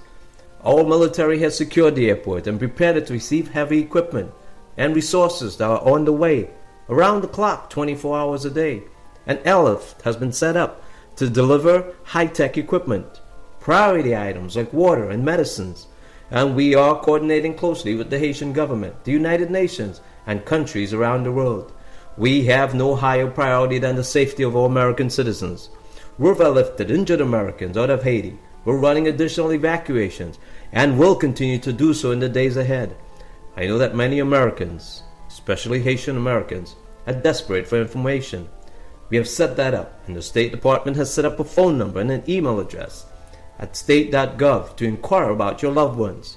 And should you know that we will not rest until we account for our fellow Americans in harm's way. None of this will seem quick enough. If you have a loved one who's trapped, if you're sleeping on the streets, if you can't feed your children. But it's important that everyone in Haiti understands at this very moment, at this hour, one of the largest relief efforts in the history of our nation is moving towards Haiti. More American search and rescue teams are coming, and there will also be food and water, doctors, nurses, paramedics, more people, equipment, capabilities that you will not understand. These things that will make the difference between life and death. The United States Armed Forces are also on their way to support this effort. Several Coast Guard cutters are already there, providing everything from basic services like water to vital technical support. Elements of the Army's 82nd Airborne Division will arrive today. We're also deploying a Marine Expedition Unit, the aircraft carrier USS Carl Vinson, and the Navy's hospital ship, the Comfort. And today, I'm also announcing an immediate investment of $100 million to support our relief efforts. This will mean more of the life-saving equipment, more food, water, medicine, things that are needed. And this investment will grow over the coming year as we embark on the long-term recovery from this unimaginable tragedy. Finally, I want to speak directly to the people of Haiti. Few in the world have endured the hardships that you have known. Long before this tragedy, daily life itself was one of often bitter struggle. And after suffering so much, for so long, to face this new horror must come to look and act like we have somehow been forsaken. But to the people of Haiti, I say clearly and with conviction, you will not be forsaken. You will not be forgotten. You will not stand this test of time alone. In this, your honor, your hour of greatest need, America stands firm with you. The world stands firm with you. What an amazing speech, thought Marie. She was glad they had decided to attend the conference. Now they knew there was a possibility of a cholera outbreak, and that changed the dynamics on care. She looked at Jason. He was aware she was looking at him, but could not read her face. All the great, smart Americans, and they sent us this clutch, she thought, looking at Jason and smiling. Jason smiled back. Maybe there was hope, he thought. She must be thinking wonderful thoughts. She's smiling. Then they all got back into Tonton's bus for the drive home. "Hey, you guys look like you had a good time," said Tonton. "Since everyone's having such a great time, how about I tell you guys a joke?" Tonton was like a breath of fresh air. They were exhausted from the meeting, and Jason was turning out to be the worst human being on the planet. The audacity, the nerve of this young man to tell her he didn't want to come and help. Who says that? What type of human being turns their back on another? Did he not hear his president? So many thoughts were going through her head. It was sad. But people like this really offer no real contribution to the world. Yes, Haiti was small. Yes, there have been many conflicts. But generally, people in Haiti were decent. Her mother always said, "Marie, you have to find the goodness in people. Look for the positive, not the negatives." Well, with Jason there was one positive.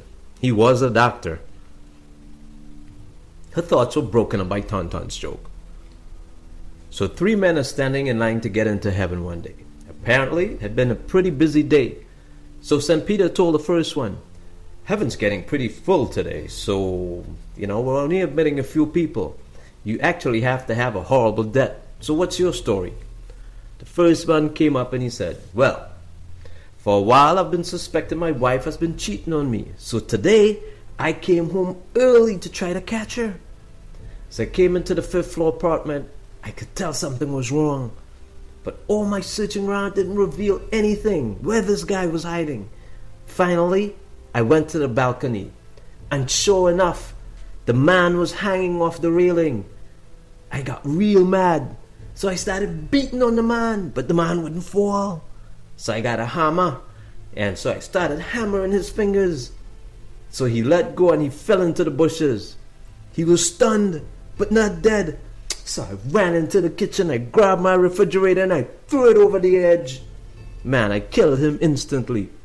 St. Peter looked at the man and said, "Wow, and so how'd you die?" He says, "Well, with all that stress, I got a heart attack and I died."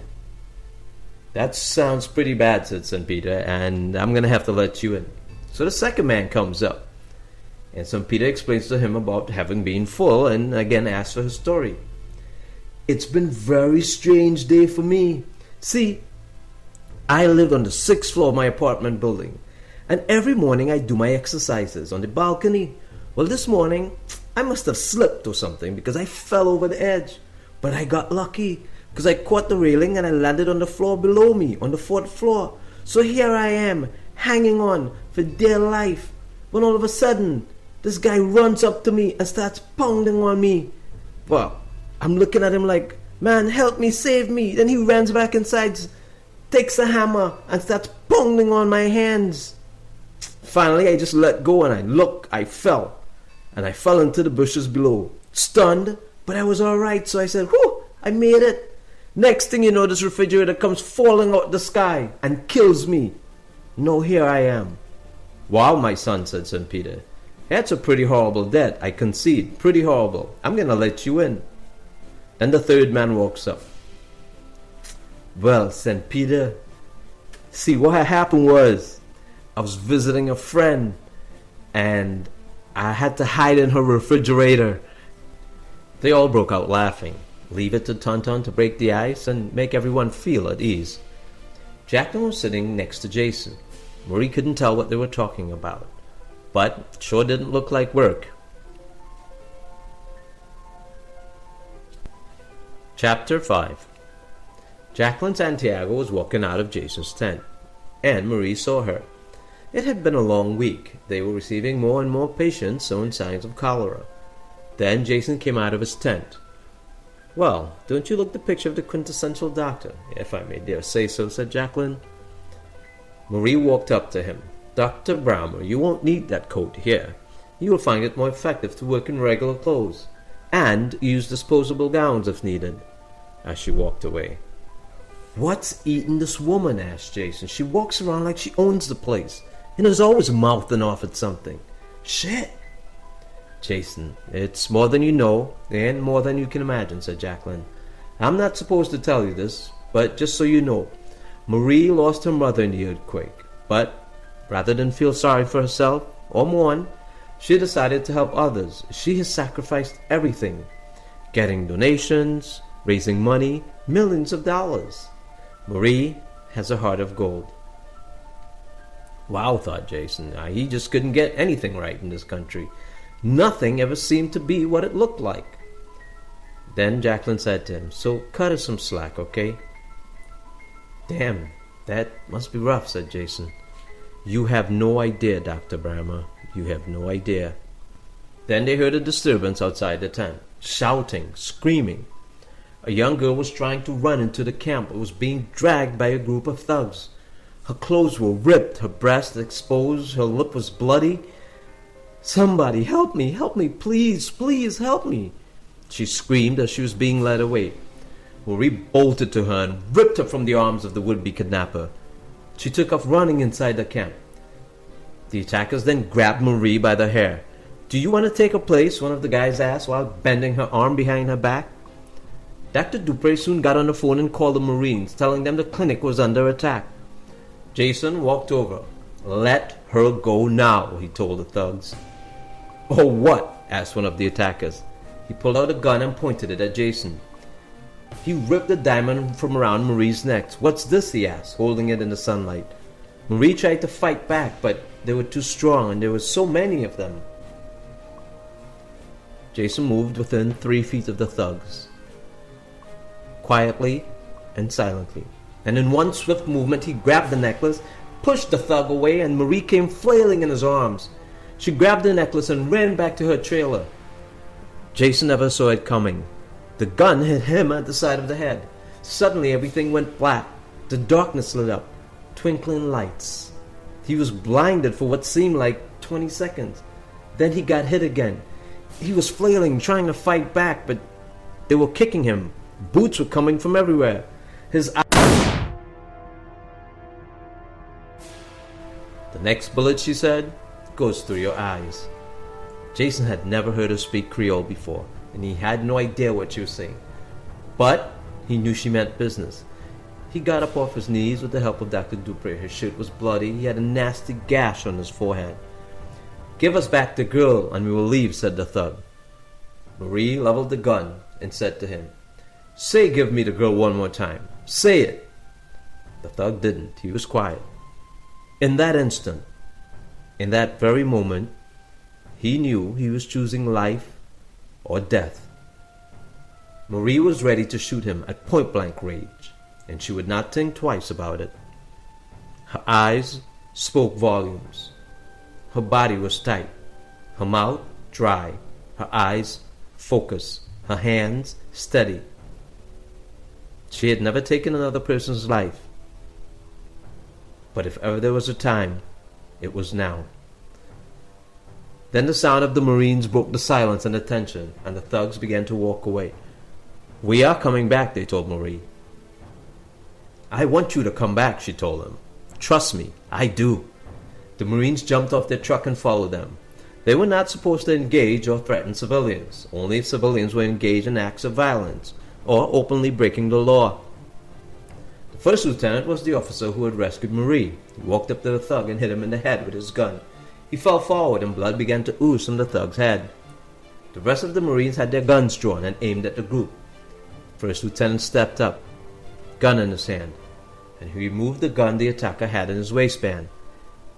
anyone has issues, speak now, he said, hitting him with his gun butt again. And if you come back here, I will personally hunt you down and kill every one last of you. Then he turned to Marie.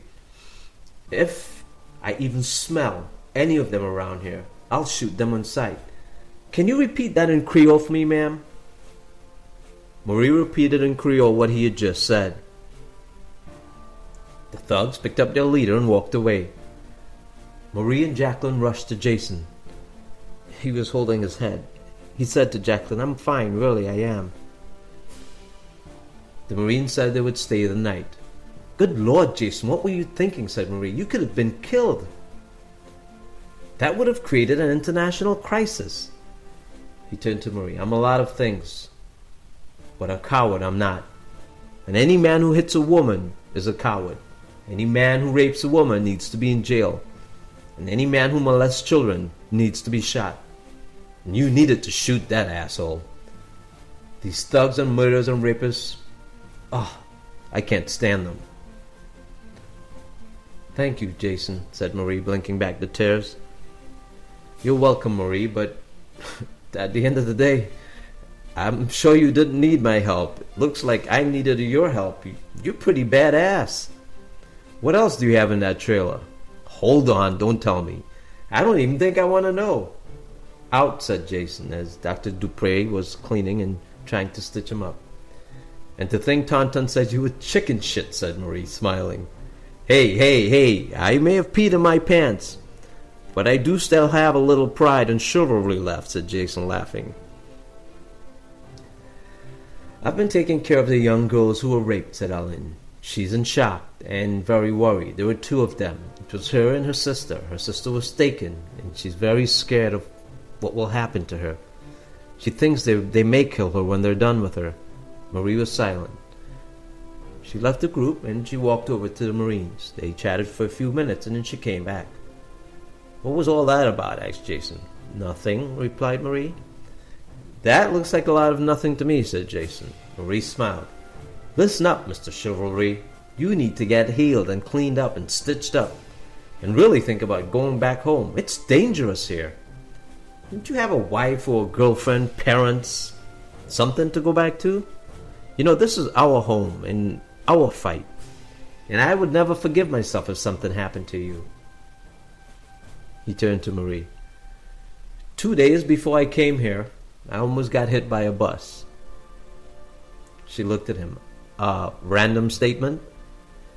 Well, point is, 2 days before you got here, she said to him, I was buying coffee for my mother. I'm sorry, Marie, I heard. But the point I was making was this. I could have died that day, anytime, anywhere. But fighting here, well, in this case, getting my butt kicked, never felt so good. Because if I died today, I died because I believed in something. I died trying to save a child's life. If I had gotten hit by that bus, it would have been because I was trying to cross the road drunk. And yes, I didn't want to come here originally, but that was only because I was being selfish. Marie, I know what you were talking about with those Marines, and I'm coming with you to get that other girl. Jason was led to his tent by Jacqueline. Marie didn't know what to think of Jason. That he would risk his life for her was remarkable. His poor little limp body just being beaten senselessly and still not giving up. Jason laid in his cot thinking about the day's events.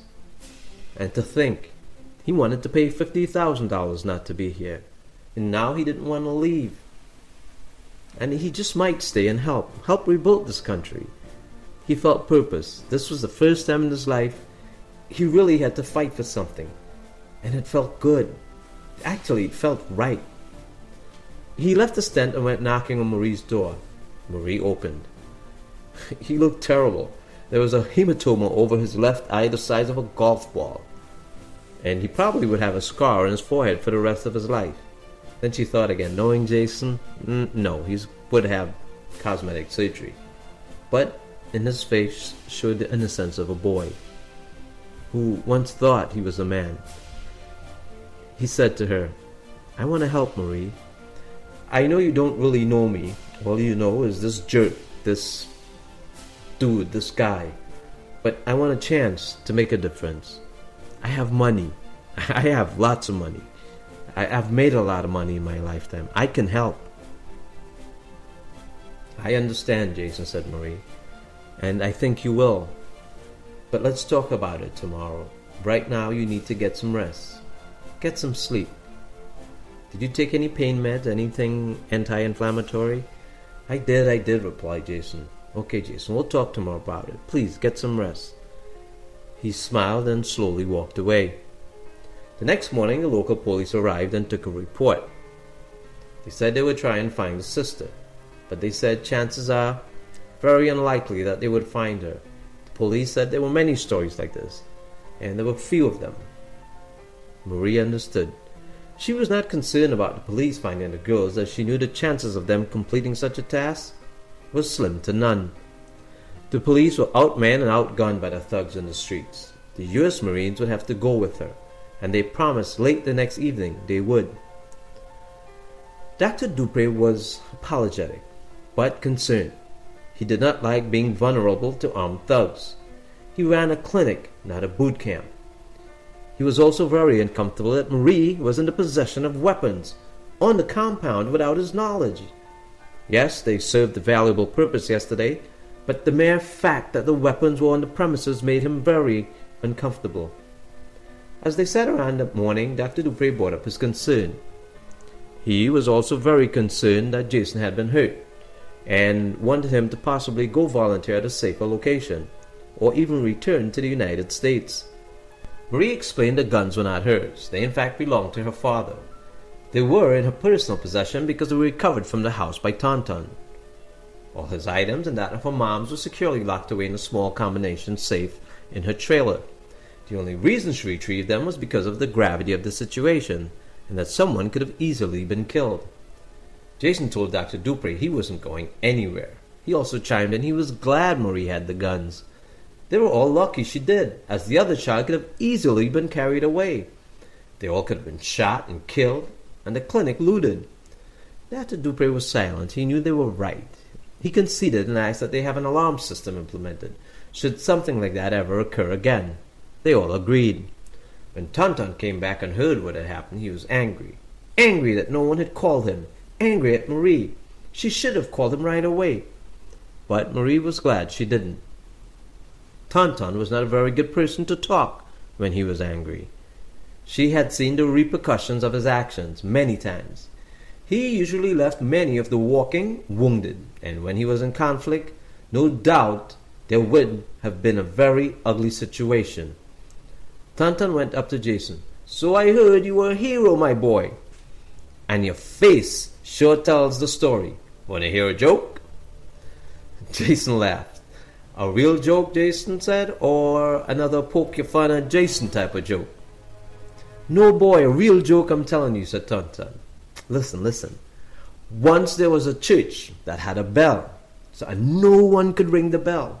So one day a boy came up and asked the priest if he could try. So the boy went up into the tower and ran straight first into the bell. Boom! Next thing you know, the bell ringing. All through Port-au-Prince, everybody could hear the bell. The priest was shocked, so he gave the boy the job right away. So every Sunday, he told the boy, "You are responsible for ringing this bell and getting everyone to church on time."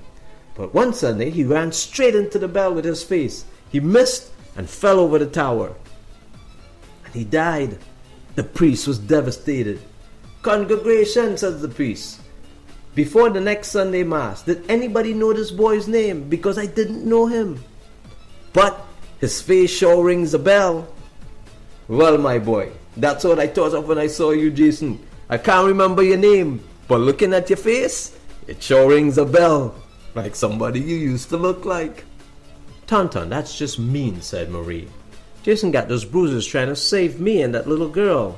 That's horrible." But Jason was laughing. "It's okay, Marie," he told her. "I'll get Mr. Tonton back one day." And they all started to laugh. It was late evening when the Marine showed up for Marie. She asked that the little girl who had been attacked to come with them. Jason was dressed to go, and Dr. Dupree advised them against it. But Jason did not agree, and when the Marine said he couldn't ride with them, Tonton showed up. How did Tonton know? Asked Marie. I told him, said Jason. Marie told Tonton it was a bad idea for Jason to go for the girl, as he's not from Haiti, and if something happened to him, there would be lots of explaining to do. Jason became very upset. You know, I wish everyone, including you, Dr. Dupre, would stop speaking like I'm not standing here. Like I'm a 5-year-old that needs protection. So what? I got my butt kicked last night. I don't want to go on this trip for revenge. I know I can't fight those guys. I'm a realist. I'm a doctor. I'm going because when you find her, and I know you will, she's going to need medical attention right away. Dr. Dupre, you can't leave, so I have to go. And just as much as you want to protect me, I want to protect you. The idea of taking the tap-tap bus was scratched. Tonton and Jason got into the Marine's Jeep. As the Jeep drove through the streets, the mayhem was abundantly clear. There were even rotten corpses at the side of the road. Stop, said Marie. The Jeep stopped, and she went over to an old man picking up cans and putting it into a bag on his bicycle. The old man hugged and kissed Marie, then pointed to the southwesterly direction. The little girl said the area looked familiar, and she thought that is where they took her sister. Marie jumped back into the Jeep, and they headed into the direction the old man had pointed. He said most of the thieves and thugs were staying there. He told Marie he thought the escaped convicts had occupied the old school building, north of where they were, and they had been taking young women off the streets and holding them there. The Marines told Marie and Jason when we get there, they wanted them to stay in the Jeep and out of sight. Tonton was with them. He spoke Creole, and he knew the area. Jason and Marie both nodded simultaneously. They drove around for about an hour before coming to the right location and finding the old school. It was set up like a small village made up of tents. There were thousands of people, some on the streets, some in the tents. Marie thought 50% of the items missing in Haiti and looted probably were stored right in this one area. There were flat-screen TVs still in boxes, outside of tents, bicycles, stereos, refrigerators. And there was one way in and one way out. I think we should return another time, said the Marine. This has the making of bad things. We at least should give it a try, said Marie. Okay, said one of the Marines, I have an idea. He pulled out a megaphone and started driving up, making announcements in English and having Tonton do the same in Creole. We are not here to arrest anyone. We are just here to find a missing child, Tonton repeated in Creole. They kept repeating it over and over as they slowly drove up the street. Soon, a small mob gathered behind the Jeep as they continued to get closer to the school, after which they could go no further. There were tires blocking the street, and one of the convicts who was occupying the school came out on the rooftop. They could see at least 20 men. They didn't know if they were armed or not. The convict shouted, "Why are you here? Leave this place. We have nothing for you."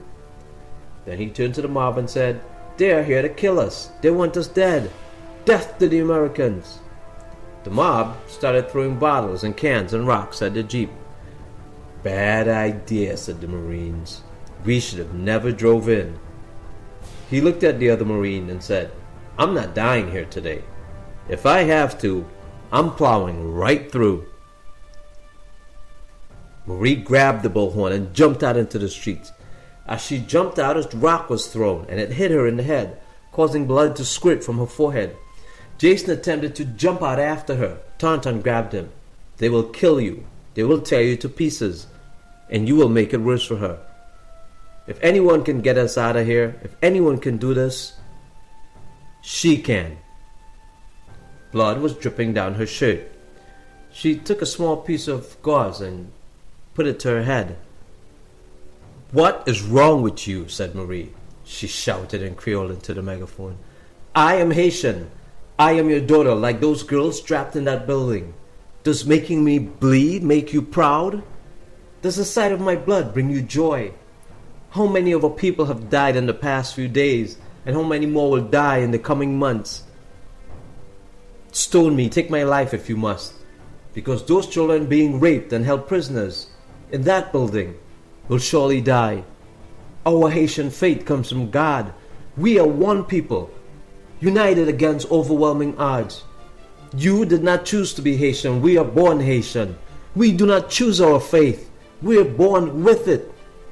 We do not choose to kill our children. They're meant to live. There was a hushed silence from the mob. You could hear a pin drop as she walked even closer to them.